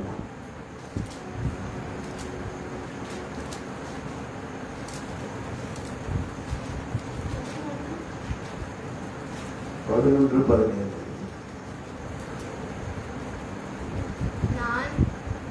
சாரி 17வது அதிகாரம் 11வது வசனம். அப்போஸ்தலர் 17:11. அந்த பட்டணத்தார் மனோவாஞ்சையாய் வசனத்தை ஏற்றுக்கொண்டு காரியங்கள் இப்படி இருக்கிறதா என்று தினந்தோறும் வேத வாக்கியங்களை ஆராய்ந்து பார்த்ததினால் தெசலோனிக்கேயரில் உள்ளவர்களை பார்க்கலும் நற்குணசாலிகளாய் இருந்தார்கள். அப்போ அந்த அக்கிரம வசனத்துல தவறு என்று ஆண்டவர் எங்கெல்லாம் போதித்து இருக்கிறாரோ அந்த கட்டளைக்கு நம்ம கீழ்ப்படியும். ஆமென் சொல்லுவோமா? அல்லேலூயா. ஆமென் சொல்லுவோமா? கட்டளைக்கு என்ன செய்யணும்? கீழ்ப்படியணும். வசனத்திற்கு கீழ்ப்படியணும். அப்படி ஆண்டவர் தவறு அப்படின்னு நமக்கு நேற்றைக்கு சொன்னேன். நம்ம மனசாட்சிக்கு எது சரி தப்புன்னு நம்ம மனசாட்சி நம்மளை குற்றப்படுத்தாத அளவுக்கு நம்ம நடக்கும். அல்லேலூயா. நம்ம மனசாட்சி நம்ம நினைச்சுக்கூடாது, குற்றப்படுத்தக்கூடாது. மனசாட்சி நம்ம நினைச்சுக்க குற்றப்படுத்தக்கூடாது. நம்ம மனசாட்சி, அதுக்கப்புறம் தான் அம்மா அப்பா கண்டிப்பு, அதுக்கப்புறம் தான் பாஸ்டர் கண்டிப்பு, அதுக்கப்புறம் தான் அவன் நம்ம மனசாட்சியே நம்மள சரியானவங்களா சரியில்லாதவங்களா சொல்லுதா பாஸ்டர் அந்தோனி அப்படின்னா மனசாட்சி என்ன பேசுது? நல்ல ஊழியக்காரன் பேசுதா? அதுக்கு நம்ம கீழ்ப்படியணும். அடுத்து வசனம். ஆமென் சொல்லுவோமா? அப்ப அந்த வசனம் எதை தவறு என்று சொல்லுகிறதோ அதை விட்டு என்ன செய்யணும்? விலகி வாழணும். பெரியாப்பட்டது ஜனங்கள் வசனத்தை ஆராய்ந்து வசனத்தை கடைபிடிச்சதுனால மற்ற சர்ச்சி தெசலோனிக்கேயப்பட்டிருந்த சர்ச்சில் இருக்கிறவங்களை விட இவங்க நல்ல குணசாலிகளா இருந்தாங்க. ஆமென் சொல்லுவோமா? அல்லேலூயா. ஆமென். அப்போ வசனத்தை யார் ஆராய்கிறார்களோ அவர்கள் நல்ல குணசாலிகளாய் இருப்பார்கள். ஆமென் சொல்லுவோமா? அல்லேலூயா. வசனத்தை ஆராய்கிறவர்கள் தான் நல்ல குணசாலிகள். அல்லேலூயா சொல்லுவோமா? ஆமென். அம்மா, அப்போ அக்கிரமக்காரர் எதை இழந்து போறாங்களாம்? வசனத்துப்படி நடக்காதவங்க எதை இழந்து போறாங்களாம்? நீதி கிரீடத்தை செய்றாங்களாம், இழந்து போயிடலாம். சோதோம் பட்டணத்து ஜனங்கள் தேவனுடைய இரக்கத்தை இழந்து போனார். தேவனுடைய இரக்கத்தை இழந்து போனாங்க. இயேசு கூட சொல்லுகிறார், மத்திய 7வது அதிகாரத்தில் கடைசி பகுதியில் சொல்லுகிறார். என்ன சொல்றார் பாருங்க, இயேசு என்ன சொல்றார்? மத்திய 7வது அதிகாரம், மத்திய 7வது அதிகாரம் அதனுடைய 24வது வசனம். ஆகையால் நான் சொல்லிய இந்த வார்த்தைகளை கேட்டு இவைகளின்படி செய்கிறவன் எவனோ அவனை கண்மலையின் மேல் தன் வீட்டை கட்டின புத்தியுள்ள மனுஷனுக்கு ஒப்பிடுவேன். அப்போ வசனத்தை அந்த நாட்கள் பைபிள்லாம் கிடையாது. நம்ம கையில வீட்டுக்கு ஒருத்தங்களுக்கு ஒரு பைபிள். ஆமென். நம்ம சர்ச்சை விசுவாசிகளை பார்த்தா சின்ன குழந்தைகளானாலும் பெரியவங்களா இருந்தாலும் எல்லாரும் ஒரு பைபிள் இருக்குது. ஆமாவா இல்லையா? அப்போ அந்த நாட்கள் பைபிளே கிடையாது. அவங்ககிட்ட ஆரம்பிச்சு சொன்னீங்க, வசனத்தை கேட்டீங்கல்ல, நீங்க இதை கேட்டு இவைகளின்படி நீங்க செய்றீங்கன்னு சொன்னா நீங்க யாரு? புத்தி உள்ளவர். நீங்க நீதியின் கிரீடத்தை பெறுவதற்கு தகுதியானவர்கள். அல்லேலூயா. அடுத்து வாசிங்க. பெருமழை சொரிந்து பெருமழை சொரிந்து பெருவெள்ளம் வந்து காற்று அடித்து அந்த வீட்டின் மேல் மோதியும் அது விழவில்லை. ஏனென்றால் அது கண்மலையின் மேல் அஸ்திபாரம் போடப்பட்டிருக்கிறது. சொல்லுவோமா? வசனத்தை நாம் கேட்டு அதன்படி செய்யும் போது நம்ம பவுண்டேஷன் எப்படி இருக்கான்? ஸ்ட்ராங்கா இருக்குதான். அவங்கள சீக்கிரம் நம்ம பாவத்துல விழ மாட்டோம். யார் வசனத்தை கேட்கிறாங்களோ, யார் வசனத்தை வாசிக்கிறாங்களோ, யார் வசனத்துக்கு கீழ்ப்படுகிறாங்களோ அவங்க பவுண்டேஷன் எப்படி இருக்குமா? கண்மலை மேல கட்டப்பட்ட ஒரு. அல்லேலூயா. கடந்த நாள் சென்னையில பார்த்தா பெரிய பில்டிங், ஆனா என்ன செஞ்சு ஒன் சைடு சரிஞ்சு விழுந்துருச்சு. அதை பார்த்தோன்னே நல்லா இருக்கிறதே இடிச்சு விட்டுட்டாங்க. கடந்த நாட்கள்ல பார்த்தா ஒரு கவர்மெண்ட், தமிழ்நாடு கவர்மெண்ட் ஏற்கனவே முந்தின ஆட்சியில் உள்ளவங்க வீடு கட்டி ஜனங்கள் புரிய வச்சுட்டாங்க. போய் வீட்டை போய் ஆணி அடிக்கலாம் தட்டினா மறுபக்கத்துக்கு வருது சுத்தி. அப்போ எல்லாம் வீட்டுக்குள்ள குடி போறதுக்கு பயப்படுறாங்க. ஏன்? பவுண்டேஷன் சரியில்லை, உறுதித்தன்மை இல்லை. அப்போ பிள்ளைகளே, நம்ம வாழ்க்கை பாவத்துக்கு விலகி தேவனுக்கு ஏற்ற ஒரு பிரியமுள்ள வாழ்க்கை வாழணும்னா நம்ம வசனத்தை கேட்டு அதன்படி நடக்கும். ஆமென். அல்லேலூயா. இப்ப நமக்கு நல்ல கல்வி அறிவு கொடுத்திருக்கிறார் ஆண்டவர், நல்ல காது கொடுத்திருக்கிறாரு. நேற்றுக்கு ஒரு அம்மா எனக்கு போன் பண்ணாங்க. போன் எடுத்தேன். அவங்க தான் பேசிக்கிட்டே இருக்கிறாங்க ஒழிய நான் பேசுறது காதுலே விழல. எம்மா எம்மா எம்மா அதுதான் பேசிட்டே இருக்கு. அதுக்கப்புறம் தான் பக்கத்துல போன் பண்ண, பாஸ்டர் அவங்களுக்கு காது கேட்காது. 1/2 மணி நேரம் போராடி இருக்கிறேன். அப்போ நமக்கு நல்ல காது கொடுத்திருக்கிறார், நல்ல கல்வி அறிவு கொடுத்திருக்கிறார். இப்போ நல்ல வேத புஸ்தகத்தை கையில கொடுத்திருக்கிறார் ஆண்டவர். திடீர்னு நான் வண்டியில போயிட்டு இருக்கும்போது என் கண்ணில் ஒரு பூச்சி தட்டிச்சு. நைட்லாம் டாப் விட்டுறேன், வேலைக்கு ஆகல. காலையில டாக்டர்கிட்ட போய் நின்னேன், என்ன யாது. அப்போ இந்த கண்ணை முடிக்கவங்க பஸ்ல பாருங்க, ஒரு ஓரத்தில் ஒரு பெரிய ஸ்லிப் போட்டு ஒட்டியிருந்தான். அதை வாசிக்க எல்லாத்தையும் வாசித்தேன். கீழே இருக்கிற வார்த்தை கூட கரெக்டா வாசித்தேன். கண்ணு கூட கரெக்டா இருக்குது, பயப்படாதுங்க. டாப் மட்டும் கொடுத்துருந்தேன்னு சொன்னான். அப்போ நான் ஏன் போனேன்னா, அவன்கிட்ட சொன்னேன், நான் ஊழியம் செய்யறேன்னா நிறைய படிக்கிறேன், நிறைய தினம் படிச்சுக்கிட்டு இருக்கிறேன். இன்னைக்கு காலையில மட்டும் இந்த கண்ணு வலி இந்த வேதனையோடையே பழைய பாட்டுல 10 அதிகாரம், புதிய பாட்டுல 3 அதிகாரம் வாசித்துட்டு தான் ஹாஸ்பிட்டலுக்கு போனேன். ஏன்னா கண்ணு ரொம்ப அவசியம். அவன் சொல்லுவோமா, அந்த கண்ணு இருக்கும் போதே நம்ம என்ன செய்யணும், ஒழுங்கா வாசிக்கணும். அவன் சொல்லுவோமா, வாசிக்கிறது பெருசு இல்ல, அந்த வசனத்தை என்ன செய்யணும், கேட்டு அதன்படி செய்யும் போது நம்ம பெருமழை வந்தாலும் காற்று அடிச்சாலும் நம்ம என்ன செய்ய மாட்டோம், விழ மாட்டோம், நிற்போம் ஆண்டவர்கிட்ட. அல்லேலூயா. அந்தோணி பாஸ்டர் கேட்டீங்கன்னா, நான் தவறி போவதற்கு, நான் ஆண்டவருடைய நாமம் தூசிக்கப்படுவதற்கு, என் மூலம் தூசிக்கப்பட்டு நிறைய வாய்ப்பு வந்தது, இன்னும் வருது, இன்னும் வருது. ஆனாலும் அந்த தவறுங்கிற ஒரு இடம் வரும்போது என்னை படிச்ச வசனைய மைண்ட்ல கத்த ஞாபகப்படுத்துற, மகனே வேண்டாம் அப்படி தடுப்பார். அல்லேலூயா. ஆமென் சொல்லுவோமா.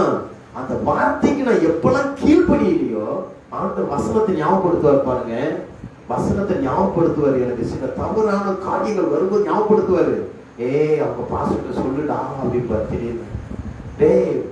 சொல்லுடா, சொல்ல வேண்டியவங்க சொல்லிட்டான் பாரு. நான் இறக்கப்பட்டு சொல்ல மாட்டேன்.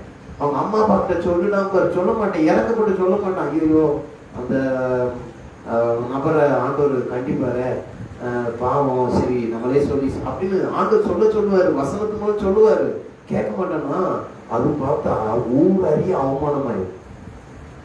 நம்ம மேல நம்பிக்கை வச்சிருக்கவங்களுக்கு நம்ம மேல இருக்கிற நம்பிக்கையை குறைக்கிற ஒரு வேதனையா மாறிப்போம். அப்போ வசனத்தை ஞாபகப்படுத்தும் போது, ஆவியானவர் வசனத்து மூலம் பேசும்போது, பாஸ்டர் சபையில பேசும்போது, சத்தியத்தை கேட்கும் போது, அந்த வசனத்தை நம்ம கீழ்ப்படியும் போது நம்ம அவ்வளவு சீக்கிரம் நிச்சயமாக விழ மாட்டோம். சொல்லுவோமா, புயல் காற்று வரும்போதும், சொல்லுங்க, புயல் காற்று வரும்போதும், மழை பெய்யும் போதும் நம்ம வசனத்தை கேட்டு அதன்படி செய்யும் போது நம்ம பாவத்திலையும் விழ மாட்டோம். நம்ம எப்பவும் நிலைச்சிருப்போம். அல்லேலூயா. உறுதியா இருப்போம். நீ நிறைய பேரை பார்த்தா பைபிள் வாசிக்காத கேசுங்க தான் நிறைய சின்ன வயசுலயே தவறி போங்க, பாவமான காரியத்துல விழுந்து போயிருக்கு. வசனத்தை வாசிக்கல, உங்களுக்கு வசனம் வாசிக்கிறதுக்கு ஜெபம் பண்றதுக்கு ஒரு நேரம் எடுக்கல, அமைஞ்சிடுவோமா, அவ்வளவு சீக்கிரம் விஷயம் மட்டும் விழ மாட்டோம். அப்ப யார் அந்த நீதி கிரகத்தை இழந்து போறான்னா, இயேசு என்ன சொல்றாரு பார்க்கலாம். 7வது அதிகாரம் 26வது வசனம், மத்தேயு. நான் சொல்லிய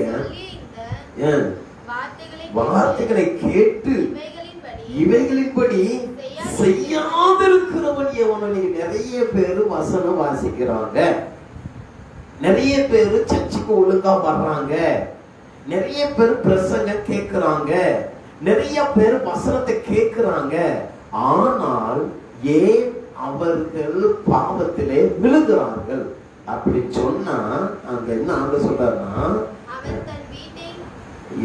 நான் சொல்லி அந்த வசனத்தை கேட்டு இவைகளின்படி செய்யாதிருக்கிறவன் எவனோ. அப்போ வசனத்தை கேட்கறது பெருசு இல்ல, வசனத்தை வாசிக்கிறது பெருசு இல்ல, அதன்படி என்ன செய்யணும், செய்யறதுக்கு பிராக்டிஸ் பண்ண. அல்லேலூயா. பிராக்டிஸ் என்ன செய்யணும், பண்ணணும். வசனம் இப்படி சொல்லுதே, என்னால முடியல ஏசப்பா, எனக்கு அந்த கிருபை தாங்க ஏசப்பா, ஆண்டவர்கிட்ட ஒப்பு கொடுத்து நிற்கும். எங்களை வழி நடத்தின அருமையான பாஸ்டர் எங்களுக்கு ஒரு ஆலோசனை சொல்லிக் கொடுப்பாரு. பாவத்தை எதிர்த்து நின்று ஜெயிச்சவன் கிடையவே கிடையாது. பாவத்தை எதிர்த்து நின்று ஜெயிச்சவன் தியேட்டருக்குள்ள போய் உட்கார்ந்துக்கிட்டு, ஆண்டவரே சினிமா நடிகர் ரசிக்க போகணும் ஜோம் பண்ண வேலைக்கு ஆகுமா, வேலைக்கு ஆகுமா? பாவத்தை எதிர்த்து ஜெயிக்கும் நினைச்சு ஜெயிச்சதே கிடையாது. பாவத்தை விட்டுட்டு நம்ம யோசிப்பு மாதிரி என்ன செய்யணும், விலகி ஓட கத்துக்கணும். எதிர்த்து நிற்க கூடாது, பாவத்தோட எதிர்த்து நிற்கவே கூடாது. பாவத்துக்கு என்ன செய்யணும், விலகி கிடைச்ச போதண்டா ஒரு கோமணத்துக்கு யோசிப்பு ஓடி போயிட்டான். பார்த்தீங்களா, ஜெயில போய் அனுபவிச்ச வேதனையை விட அவன் பாவத்துல மட்டும் சிக்கிருந்தான்னு நினைச்சுக்கோங்களேன், அந்த சாபம் தலைமுறைக்கு விட்டுருக்காது அவன். அல்லேலூயா. ஆமென் சொல்லுவோமா? அப்ப பிள்ளைகளை வசனத்தை கேட்கறது பெருசு இல்ல, வாசிக்கிறது பெருசு இல்ல, அதன்படி செய்யாது இருக்கிறவன் எவனோ அவன் என்ன செய்யறானா, அவன் தன் வீட்டை மணலின் மேல் கட்டி புத்தியில்லாத மனுஷனுக்கு ஒப்பிடுவான். அப்போ வசனத்தின்படி செய்யாதவன் புத்தி இல்லாதவன். அவன் வீடு எது மேல இருக்குன்னா மணல் மேல கட்டு. இந்த விளையாட்டு பிள்ளைங்களாம் பாப்பீங்களா, கடலுக்கு போயிட்டா பிள்ளைங்களை திரும்பி காணாம போயிடும். ஆகாஷ் மாதிரி ஆமா காணாம போயிடும். என்னடான்னு சொல்லி பார்த்தா அப்படியே குழி தோண்டி அதுல ஒரு வீடு கட்டும். வீடு கட்டிட்டு லாஸ்ட்ல அதே மேலே ஏறி குதிக்கும் போது உடஞ்சிடும். இந்த மாதிரி நேற்றுக்கு பக்கத்து வீட்டுல ஒரு பார்க்க சொன்னான், பாஸ்டர் சொப்பு சாமான் வச்சு சமையல் பண்ணுது. நம்மால் மாதிரி சொப்பு சாமான் வச்சு சமையல் பண்ணுது. என்னம்மா பண்ண போற?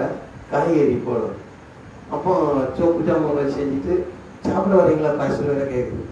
போய் பார்த்தா அது இருக்கிறதே 2 டீஸ்பூன் தான் இருக்கும். அப்போ சில விளையாட்டு காரியம் மாதிரி சிலவங்க வீடு உடைந்து போகிறது. வசனத்தின்படி செய்யாதவன் பரிசுத்தத்துல நிலைச்சிருக்கவே முடியாது. ஆமென். அப்போ அப்போஸ்தலன் பேதுரு சொல்லுகிறான், அக்கிரமக்காரன் நீதி கிரீடத்தை இழந்து போகிறான். அக்கிரமக்காரன் நீதி கிரீடத்தை இழந்து போகிறான். இரண்டாவது அடுத்து வசிங்க 10வது வசனம். 2 பேதுரு 2:10.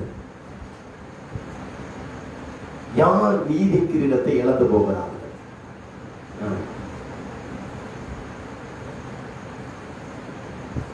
323வது பக்கம். விசேஷமாக அசுத்த இச்சைகளோட மாம்சத்துக்கு ஏற்றபடி நடந்து கர்த்தத்துவத்தை அசட்டை பண்ணுகிறவர்களை அப்படி செய்வார். யார் அந்த நீதி கிரீடத்தை இழந்து போகிறாங்கன்னா, இந்த மாமிச கிரியைகளை நிறைவேற்றுறதுக்கு அவங்க ரொம்ப உன்னிப்பா இருப்பாங்க. கர்த்தத்துவம் அவங்களால அசட்டை பண்ண போகும். அவங்களால இயேசுவின் நாமம் அசட்டை பண்ண போகும். விசுவாசிங்க, நம்மளை நம்ம ஆராய்ந்து பார்க்கணும். ஊழியக்காரங்க நம்மளை ஆராய்ந்து பார்க்கணும். நம்மளால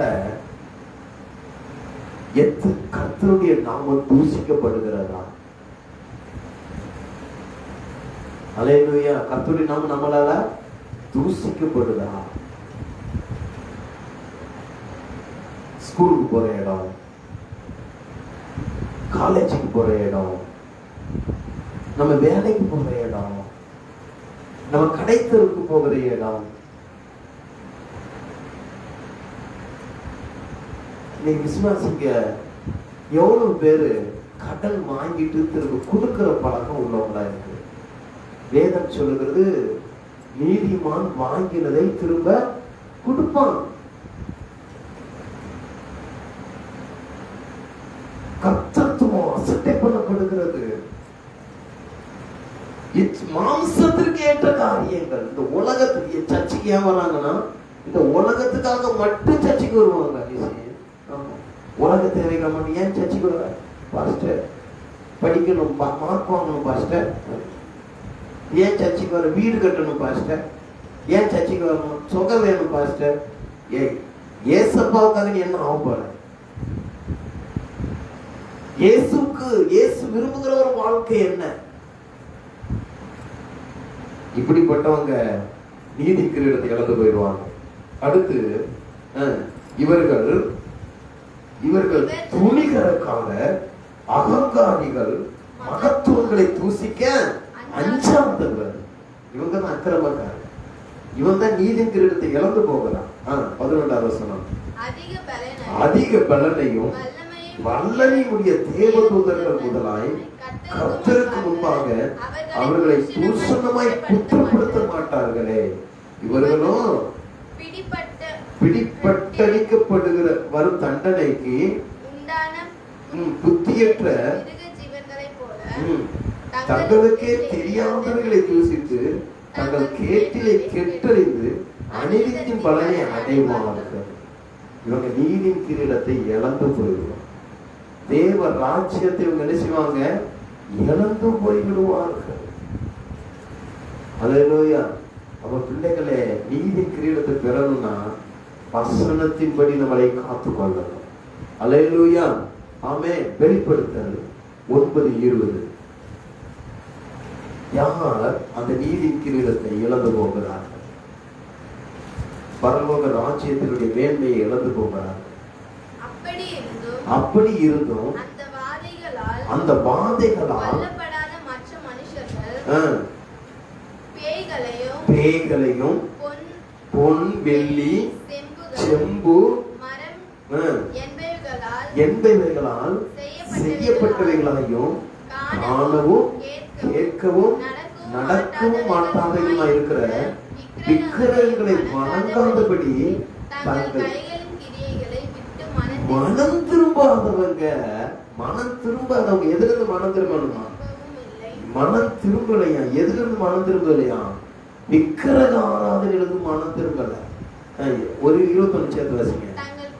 தங்கள் கொலை பாதகங்களையும் தங்கள் சூனியங்களையும் தங்கள் வேசித்தனங்களையும் தங்கள் கனவுகளை விட்டு மனம் திரும்பல.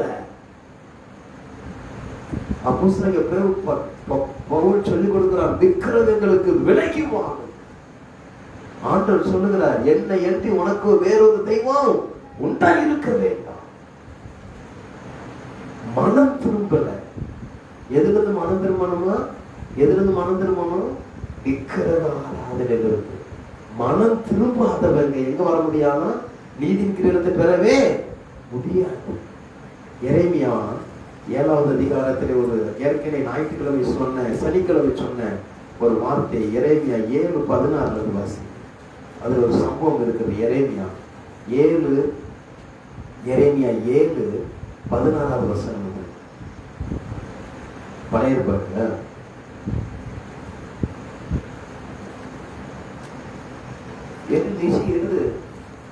எடுத்து வாசி. எரேமியா 7:16. யார் அந்த நீதி கிரீடத்தை இழந்து போகிறார்? என் நாமம் தரிக்கப்பட்டதும் நீங்கள் நம்பிக்கை கொண்டிருக்கிறதுமான இந்த ஆலயத்துக்கும் உங்களுக்கும் உங்கள் பிதாக்களுக்கும் நான் கொடுத்த ஸ்தலத்துக்கும் நான் சீலோவுக்கு செய்தது போலவும் செய்வேன். எரேமியா 7:17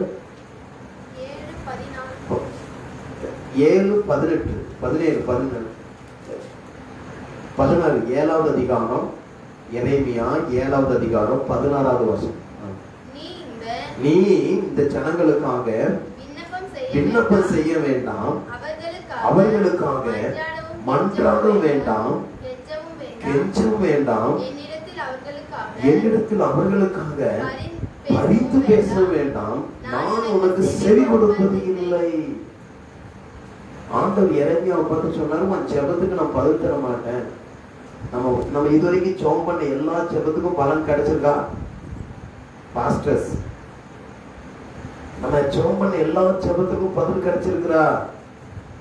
விசுவாசிகள் ஆராய்ச்சி பாருங்க. ஏன் கிடைக்கலன்னா 17வது வசனம், யூதாவின் பட்டணங்களிலும் எருசலேம் வீதிகளிலும் அவர்கள் செய்கிறதை நீ காணலையா? அவங்க செய்யறத காணலையா? அப்ப என்ன அங்க நடக்குது? ஏன் அவங்க ஜெபத்துக்கு ஆண்டவர் பதில் தரல? ஏன் அந்த ஜெபத்துக்கு ஆண்டவர் பதில் தர மாட்டேங்கிறார்? நீங்க நிறைய விசுவாசிங்க வந்து சொல்றது என்னன்னா, பாஸ்டர் நான் ரொம்ப நாளாவே ஜெபம் பண்றேன்.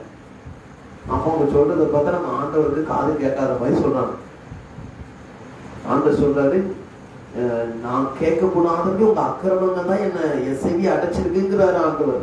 நான் கேட்கக்கூடாதபடி தடுக்கிறது உங்க அக்கிரமம் தான் அப்படின்னு ஏசாயா 59வது அதிகாரத்திலே கர்த்தர் சொல்லுகிறார்.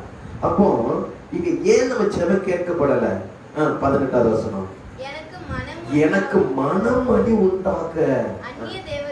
அப்ப ஆண்டவர் கஷ்டப்படுத்த ஒரு ஆண்டவரை மன துக்கம் அடைய பண்ணுகிற ஒரு காரியம் நடக்குது. என்ன காரியம்னா, அந்நிய தேவர்களை பானபலிகளை, அந்நிய தேவர்களுக்கு போய் பானபலிய முக்கியமான சடங்காச்சாரியெல்லாம் செய்யறாங்க. அவர்கள் வானராக்கினிக்கு பணியாரங்களை சுடும்படி பிள்ளைகள் விறகு பொறுக்குகிறார்கள், பிதாக்கள் நெருப்பு மூட்டுகிறார்கள், ஸ்திரீகள் மாப்பி செய்கிறார்கள், அவர்கள் எனக்கா மனமடி உண்டாக்குகிறார்கள். நான் தங்கள் முகங்கள் வெட்கப்படும்படி அவர்கள் தங்களுக்கே நம்ம மனமடி உண்டாக்குகிறார்கள் என்று கர்த்தர் சொல்லுகிறார். அதனால் இதோ என் கோபமும் என் உக்கிரமும் இந்த ஸ்தலத்தின் மேலும் மனுஷன் மேலும் மிருகங்கள் மேலும் வெளியின் மரங்கள் மேலும் பூமியின் கனிகள் மேலும் ஊற்றப்படும், அது அழியாமல் எரியும் என்று கர்த்தர். அப்போ சில நேரம் ஆண்டவர் நம்ம மேல கோபப்படுறாராம். ஏன் கோபப்படுறாராம்? அம்மா அப்பா என்ன பண்றாங்கன்னா விக்கிரகத்துக்கு பலகாரம் செய்யறாங்களாம், பண்டம் செய்யறாங்களாம்.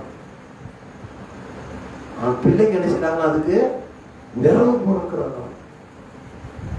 ஒரு சிலர் என்ன செய்யறாங்களாம்? அடுப்பு இதெல்லாம் பாவமா பார்க்கிறாரு பாரு. நம்ம இதை செஞ்சிருக்கிறோமா இது வரைக்கும்? ஆராய்ச்சி பாருங்க. ஒரு விக்கிரக ஆராதனைக்கு விரவு பொருள் கொடுக்கறது கூட பாவம் சொல்றாங்க. ஒரு விக்கிரக ஆராதனைக்கு வெறும் பொருள் கொடுக்கறது பாவங்கிறாரு. ஊதுறாங்க. இப்ப அன்னைக்கு நான் பாக்குறேன், போய் அடுப்பு ஊதுறான் ஒருத்தன் விரவு எடுத்து கொடுக்குறான். அது பாவம் ஆண்டு சொல்றது. ஆண்டவர் என்ன செய்யறாரு? கஷ்டப்படுத்துதான். அப்ப இங்கே என்ன சொல்லப்பட்டிருக்கலாம்? யார் அந்த நீர் இருக்கிறது இழந்து போவாங்கன்னா அந்த விக்கிரக ஆராதனை மன திருப்பாக நீதி கிரீடத்தை இழந்துருவோம். சொல்லுவோம், விக்கிரக ஆராதனையை நமஸ்கரிக்கிறவர்களுக்கு வேதனை பெருகும். சங்கீதம் 16:4. இந்த பூமியிலே அவங்களுக்கு வேதனை, பரலோகத்துக்கும் அவங்களால வர முடியாது. பரலோகத்துக்கு அவங்களால வர முடியாது. அப்ப நம்ம வீடை ஆராய்ச்சி பார்க்கலாம், நம்ம தனிப்பட்ட வாழ்க்கை ஆராய்ச்சி பார்க்கலாம். அப்ப நம்ம மனம் திருப்பணும். எதுல இருந்து? விக்கிரக ஆராதனையிலிருந்து மனம் திருப்பணும். அல்லேலூயா சொல்லுவோமா? வெளிப்படுத்தல் 16:9, எரேமியா 8:16, எரேமியா 7:16-20 இதெல்லாம் நீங்க வாசித்து பார்த்தீங்கன்னா உங்களுக்கு ரொம்ப புரியும். ஆமென். அல்லேலூயா. கடைசியாக 2 கொரிந்தியர் 6:14 வசனத்தை வாசிக்கலாம். முடிக்கிறேன். யார் நம்ம நீதி கிரீடத்தை பெற நாம் என்ன செய்ய வேண்டும்?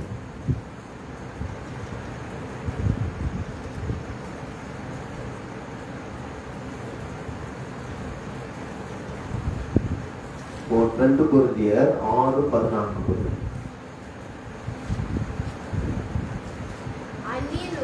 அந்நிய நுகத்திலே ஒரு விசுவாசியை எடுக்க வேண்டிய முக்கியமான முயற்சி என்ன முயற்சினா, அந்நிய நுகத்திலே அவிசுவாசிகளோட பிணைக்கப்பட்டிருக்கிறாங்க. அவிசுவாசிகளை கூட விசுவாசிங்க என்ன பிணைக்கப்படாத கூடாது. பிணைக்கப்படாதுன்னா அவங்களுக்கும் நமக்கு என்ன இருக்கக்கூடாது? சம்மந்தமே இருக்கக்கூடாது.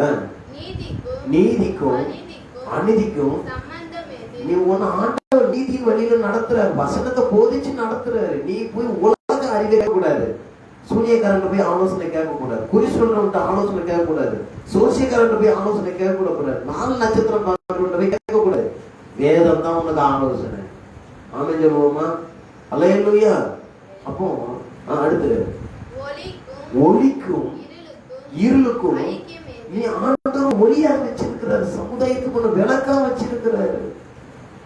அப்ப நீ போய் என்ன செய்யல? இருளோட கூட ஜாயிண்ட் ஆகக்கூடாது. ஆமென் சொல்லுவோமா? அல்லேலூயா. இருள் என்ன? வேதத்துக்கு அப்பாற்பட்ட ஆலோசனைகள். அடுத்து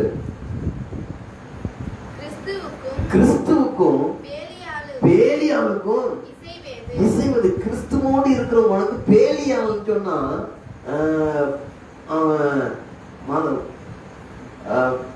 அவனுக்கு சொல் புத்தி கிடையாது, சுய புத்தி கிடையாது. நாபால் பாதி குடித்தனக்காரனா, தனக்கு உதவி செஞ்சவனுக்கும் உதவி செய்யறதுக்கு என்ன வரல. அப்போ உனக்கும் பேலியாளுக்கு வித்தியாசம் இருக்கு. நீ 4 பேருக்கு உதவி செய்வ, ஏசப்பா அன்பை காமிச்சு. ஆனா ஒரு சில செல்ஃபிஷ் இருக்கணும். பேலியாள் என்னது? செல்ஃபிஷ், சுயநலவாதியா இருக்கணும். அப்படி இருக்கவே கூடாது. ஆமென். ஏன்னா நீ கிறிஸ்துவோடு இருக்கிற, கிறிஸ்துவினுடைய அடையாளங்கள் உனக்குள்ள இருக்குது. கிறிஸ்துவனுடைய அன்பை நீ வெளிப்படுத்தணும், மன்னிப்பை வெளிப்படுத்தணும். நீ நிறைய பேர் பாஸ்டருங்க நிறைய பேர் அன்பை குறிச்சு பேசுவாங்க, மன்னிப்பு குறிச்சு பேசுவாங்க, ஆனா அவங்க எதையுமே மன்னிக்க மாட்டாங்க. அல்லேலூயா. ஆண்டவர் சொன்னாரு பரமண்டல ஜெபத்துல, எங்கள் கடனாளிகளை நாங்கள் மன்னிக்கிறது போல எங்கள் கடன்களை எங்களுக்கு மன்னியும். நம்ம மன்னிச்சா தான் நம்மள ஆண்டவர் மன்னிப்பார். குடு குடு குடு சொல்லுவாங்க. ஆனா எனக்கு ஊழியத்துல நான் கண்ட பாடம், கஷ்டப்படுறவங்க தான் கொடுக்குறான், இருக்கிறவங்க கொடுக்கறதுக்கு யோசிக்கிறான். அதே மாதிரி ஊழியத்திலையும் நான் பார்த்த வேதனையான ஒரு காரியம் என்னன்னா, இந்த கொடுக்கிறவங்க யாருக்கு கொடுப்பாங்க தெரியுமா? இருக்கிறவங்களுக்கே கொடுப்பாங்க, இருக்கிறவங்களுக்கே கொடுப்பாங்க. இல்லாத ஊழியக்காரன்னா அடையாளமே தெரியாது அவங்க. ஒரு நாள் ஒரு குறிப்பிட்ட ஒரு ஸ்தாபனத்தை தொடர்பு பண்ணேன். ஒரு கிராம சபையை பார்த்துட்டேன், தரையே இல்லை. உடனே பார்த்தேன், இவங்க சர்ச்சு கட்டி கொடுக்குறேன்னு சொல்லி இருக்கிறாங்களேன்னு உடனே ஃபோன் பண்ணேன். ஃபோன் பண்ணா அவர் என்ன சொல்லிட்டார் தெரியுமா? உங்க மாவட்டத்துல இருக்கிற அப்போஸ்தலர் யார், அவரிடத்துல போய் ஒரு லெட்டர் வாங்கிட்டு வாங்க. அவரை பார்த்து நான் கேட்டேன், ஏசப்பா உங்களை கூட ஊழியத்துக்கு இப்படித்தான் கூப்பிட்டாரா அப்படின்னு கேட்டேன். என்ன தம்பி இப்படி கேட்குறீங்க திடீர்னு? இல்ல, ஏன் ஒண்ணு நீங்க நேரில் வந்து பார்க்கணும், இல்ல ஒரு போட்டோ எடுத்து அனுப்புங்கணும். அந்த மாவட்டத்திற்கு அப்போஸ்தலர்கிட்ட போய் லெட்டர் வாங்கிட்டு வாங்குறீங்க. உனக்கு எந்த அப்பாயின்மெண்ட் கொடுத்தோம்னு ஆண்டவர் ஊழியத்தை கூப்பிட்டாரு? உண்மை உள்ளவன் என்று என்ன ஒன்னு ஆண்டவர் ஊழியத்தை கூப்பிட்டாரு இல்லையா? மற்ற நான் பாரத்தோடு சொல்றேன், அப்போஸ்தலர்கிட்ட போய் யார் அந்த அப்போஸ்தலர் கேட்டேன். அவர் சொல்றாரு, உடனே ஒரு 2-3 பேர் சொல்றாரு, அவங்க நம்ம மாவட்டத்தில் பெரிய லெவல் பாஸ்டர். அப்போ உதவி செய்யறதுக்கு யாரை தேடுறாங்க? பெரிய பாஸ்டர். உதவி யார் வச்சு தெரியுமா? திரும்ப செய்ய திராணி இல்லாதவங்க செய்யறதுக்கு முந்திக்கணும். ஆமென் சொல்லுவோமா? அல்லேலூயா. நம்ம சபை மூலம் அந்த மாதிரி நிறைய உதவிகளை நம்ம செய்யறோம், பேர் பிரஸ்தாவத்துக்காக இல்ல. காரணம் ஏன்னா, கைமாறி எதிர்பார்க்காமல் ஆண்டவர் என்ன உண்மை உள்ளவன் ஆண்டவர் என்ன ஊழியத்தை கூட்டாரு. அதே எண்ணம் நீ வளர்ந்த உடனே இருக்கணும், மற்றவனை நீ நம்பணும். ஆமென் சொல்லுவோமா? போயிட்டு அந்த மாவட்டத்துக்கு பெரிய பாஸ்டர் லெட்டர் வாங்கி நான் அனுப்பணுமா? உன் உதவி எனக்கு வேண்டாம், போ, நானே இந்த சபைக்கு எல்லாம் வாங்கி கொடுத்தேன். அல்லேலூயா. காரணம் ஏன்னா, பிள்ளைகளே, நம்ம வாழ்க்கையில நாம் புரிந்து கொள்ள வேண்டும், நம்ம கிறிஸ்துவோடு கூட இருக்கிறோம், கிறிஸ்துவை பிரதிபலிக்கணும். இயேசு உன்னை பார்த்து நீதிமானா இருக்கிற நான் ஊழியத்தை கூப்பிட்டாரு. உன்னை பார்த்த உடனே ரொம்ப படிப்பாளி அறிவாளிக்கு நான் ஊழியத்தை கூப்பிட்டாரு. ஒரு உண்மை உள்ளவன் என்று கனமான ஊழியத்தை கூப்பிட்டாரு. இன்னொரு ஊழியக்காரன் கஷ்டப்படுறது பாஸ்டர் லெட்டர் வாங்கிக்குவாங்க. அப்படிப்பட்டவர்களை நம்ம இருக்கக்கூடாது. ஆமென் சொல்லுவோமா? நேரில் போய் பாரு, வெரிஃபிகேஷன் பண்ணு, தப்பு கிடையாது. இந்த நாட்களில் உதவி செய்யறவங்களை நிறைய பேர் ஏமாத்தவும் செய்யறாங்க, அதனால அவங்க கேட்கறாங்க, எனக்கு தெரியுது. ஆனால் நீ நேரில் போய் பாரு, போட்டோ எடுத்து பாரு, லைவ்ல பேசு, எவ்வளவு நல்ல சிஸ்டம்ஸ் இருக்குது. அங்க போய் லெட்டர் வாங்கிட்டு வந்தா தான் தருவான்னா ஆண்டவர் அப்படி சொல்லி அவன் ஊழியத்தை கூப்பிட்டாரு. அல்லேலூயா. ஆமென் சொல்லுவோமா? இருக்கிறவங்களுக்கு செஞ்சு பழகுறாங்க, இல்லாதவங்களுக்கு யாரும் செய்யல. அவர்கள் விசுவாசத்திலே நின்று கர்த்தருக்காக உழைக்கிறாங்க. ஆமென். அடுத்து வாசிங்க. நம்ம கிறிஸ்துவோடு இருக்கிறத வெளிப்படுத்தணும், கிறிஸ்துவின் அன்பை வெளிப்படுத்தணும், கிறிஸ்துவனுடைய மன்னிப்பை வெளிப்படுத்தணும், கிறிஸ்துவனுடைய நற்பண்புகளை வெளிப்படுத்தணும். நமக்கு இயேசுதான் மாடல். ஆமென் சொல்லுவோமா? அல்லேலூயா. அடுத்து தேவனுடைய ஆலயத்திற்கும் விக்கிரகங்களுக்கும் சம்பந்தம் ஏது? ஆலயத்துக்கும் விக்கிரகத்துக்கும் சம்பந்தம் ஏது? இன்னைக்கு நிறைய ஆலயத்துக்குள்ள விக்கிரக ஆராதனை. நல்லா போய் பார்த்தா, சில சர்ச்சில் போய் பார்த்தா இயேசு படத்தை வாசல்லையும் ஒட்டி வச்சிருக்கோம். ஏன்பா ஒட்டி வச்சிருக்குன்னு கேட்டா, ஜனங்களுக்காக. ஏன் ஜனங்கள் அதை கும்பிடுமே, ஜனங்கள் அதை விக்கிரகமா கும்பிடாதா? ஆண்டவர் சொன்னாரு, எனக்கு ஒப்பாவி எதையும் செய்யாதுன்னு சொல்லி வச்சிருக்கிறாரு. கேட்ட ஜனங்களுக்காக. அல்லேலூயா. விக்கிரகம் இன்னைக்கு ஆலயத்திற்குள்ள வந்துருச்சு. தியேட்டரை விட ஆலயம் இன்னைக்கு திருச்சபைகள் தியேட்டரை விட பயங்கரமான டெக்கரேட்டா மாறிடுச்சு. தேவ மகிமையை தவிர இது எல்லாம் சர்ச்சுக்குள்ள வந்துச்சு. ஏகினுடைய மருமகள் சொன்ன மாதிரி மகிமை இஸ்ரவேலை விட்டு விலகினது என்று சொன்னது போல இன்னைக்கு சபைகளுக்குள்ள விக்கிரக ஆராதனையே வந்துச்சு. ஆராதிக்க வரவங்க எதுக்கு வரா தெரியுமா? ரசிக்கிறதுக்கு ஒரு ஆராதனைய, பிரசங்கத்தை ரசிக்கிற பொருளா மாறிடுச்சு, ஆராதனை ரசிக்கிற இடமா மாறிடுச்சு. இன்னைக்கு விக்கிரக சபைகளுக்குள்ள வந்துருச்சு. கர்த்தரை ஆராதித்த அந்த நாட்களை எழுதின பாடகர்கள், அந்த பாடல்கள்லாம் அர்ப்பணிப்போடு எழுதப்பட்டது. இன்னைக்கு அதெல்லாம் போயிடுச்சு. பயங்கர ஆராதனையே இல்லை, அப்படி போயிடுச்சு. அதை சொல்ல முடியும். விக்கிரக ஆராதனை, விக்கிரகத்துக்கும் ஆலயத்துக்கும் சம்மந்தே. தெருவில் ஆடுற ஆட்டம்லாம் இன்னைக்கு எங்க வந்து ஆடுவான்? ஸ்டேஜில் வந்து ஆடுவான், பின்னால புகை போட்டு விடுறான். கேட்டா அதுக்கு பைபிள் எங்கேயாவது வசனத்தை தூக்கி காமிக்க. தேவ மகிமையை தவறை கொண்டு சபைக்குள்ள எல்லாமே வந்து விட்டது. நம்ம பார்க்கணும். அடுத்த வாசி.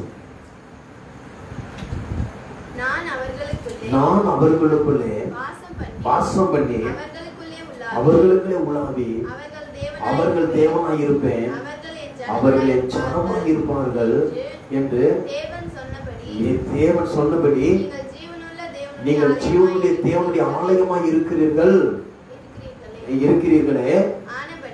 ஆனபடியால் நீங்கள் அவர்கள் நடுவில் இருந்து புறப்பட்டு பிரிந்து போய் அசுத்தமானதை தொடாதிருங்கள் என்று கர்த்தர். இப்போ எப்போ நமக்கு நீதி கிரீடம் கிடைக்கும் தெரியுமா? இந்த அசுத்தமான காரியத்தை விட்டு நம்ம என்ன செய்யணும்? பிரிஞ்சு வெளியில வரணும். 15 வயசுல இயேசுக்காக கிளம்பி வரணும் அந்த தைரியம் இருந்தது எனக்கு. மாமா 15 வயசுல எனக்கு கிளம்பி வரணும் அந்த தைரியம் இருந்தது எனக்கு. தைரியம் இருந்தது. எல்லாத்தையும் விட்டுட்டு இயேசுக்காக குடும்பத்தை, சொந்தம், பந்தங்கள் எதுவுமே வேண்டாம் அப்படின்னு உதறிட்டு வருகிறத வைராக்கி இருந்ததுங்க.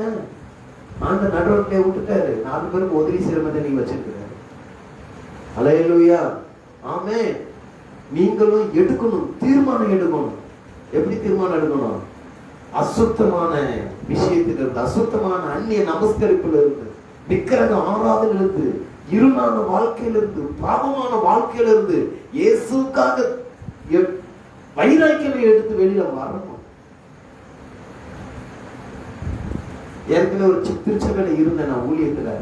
ஆண்டவர் பேசுறார், மகனே என் வேலையை நீ செய்யணும், போதும், இது நம்மளுக்கு அடைக்கலமா தந்த இடம் தான், இது உனக்கு நிரந்தரம் கிடையாதுன்னு சொன்னோடனே விறுவிறுன்னு போகணும். எல்லாத்தையும் பேக் பண்ணி வச்சிட்டேன். பாக்கெட்டு என்ன, ஒரு டீ குடிச்சா கூட எனக்கு பில்லு கொடுத்த பணம் கொடுத்துருவான்.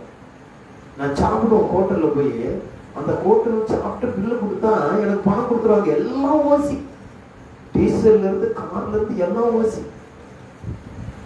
ஆனா ஆண்டவர் சொன்னாரு, வரணும், நான் சொல்ற இடத்துக்கு நீ வா சொன்ன உடனே அந்த சின்ன வயசுல, அந்த 15-16 வயசுல எல்லாத்தையும் வேண்டாம் விட்டுட்டு வெத்து விட்டா அது நின்ன. அன்னைக்கு செங்கல்பேட்டுல 2 ரூபாய் அந்த டீ, அது குடிக்க கையில கிடையாது. ஆனாலும் எல்லாத்தையும் தீக்கரை போட்டு ஓடி வந்து நின்ன. இந்த ஏசப்பேன நல்லதான் வச்சிருக்கு.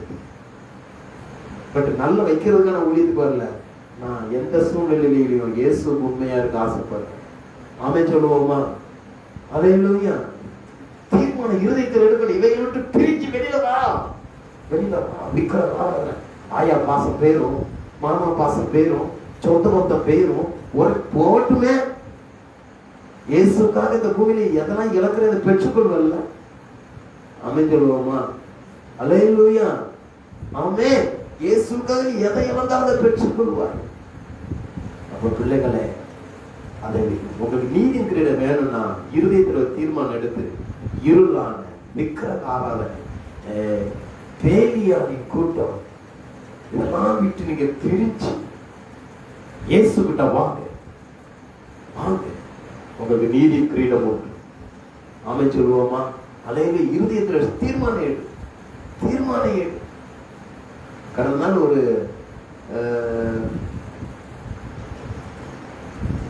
போனேன், ஒரு காரியத்துக்கு, ஒரு விஷயத்துக்கு போனேன். அப்போ ஒரு விசுவாசித்தான். ஆனா அவங்க சில காரியங்களை, வேதத்துல இல்லாத சில காரியங்களை உறவினர்களை வச்சு செஞ்சுக்கிட்டு இருந்தாங்க. நான் சொன்னேன், இந்த விஷயம் நீ செஞ்சேன்னு நான் ஒதுக்கே வர மாட்டேன், நீயே பண்ணிக்க, நான் போயிட்டு வரேன். அதுக்கு வந்து ஓரம் வச்சா வைராக்கியத்தை கத்துக் கொடுத்தேன். ஆமென் சொல்லுவோமா? அல்லேலூயா. காரணம், இந்த வேதம் நமக்கு பாதை காட்டுகிறது. ஆவியானவர் வசனத்தினுடைய போதிக்கிறார். அப்ப பிள்ளைகளே, மனம் திரும்பாதவர்கள் ஜீவ கிரீடத்தை இழக்கிறாங்க.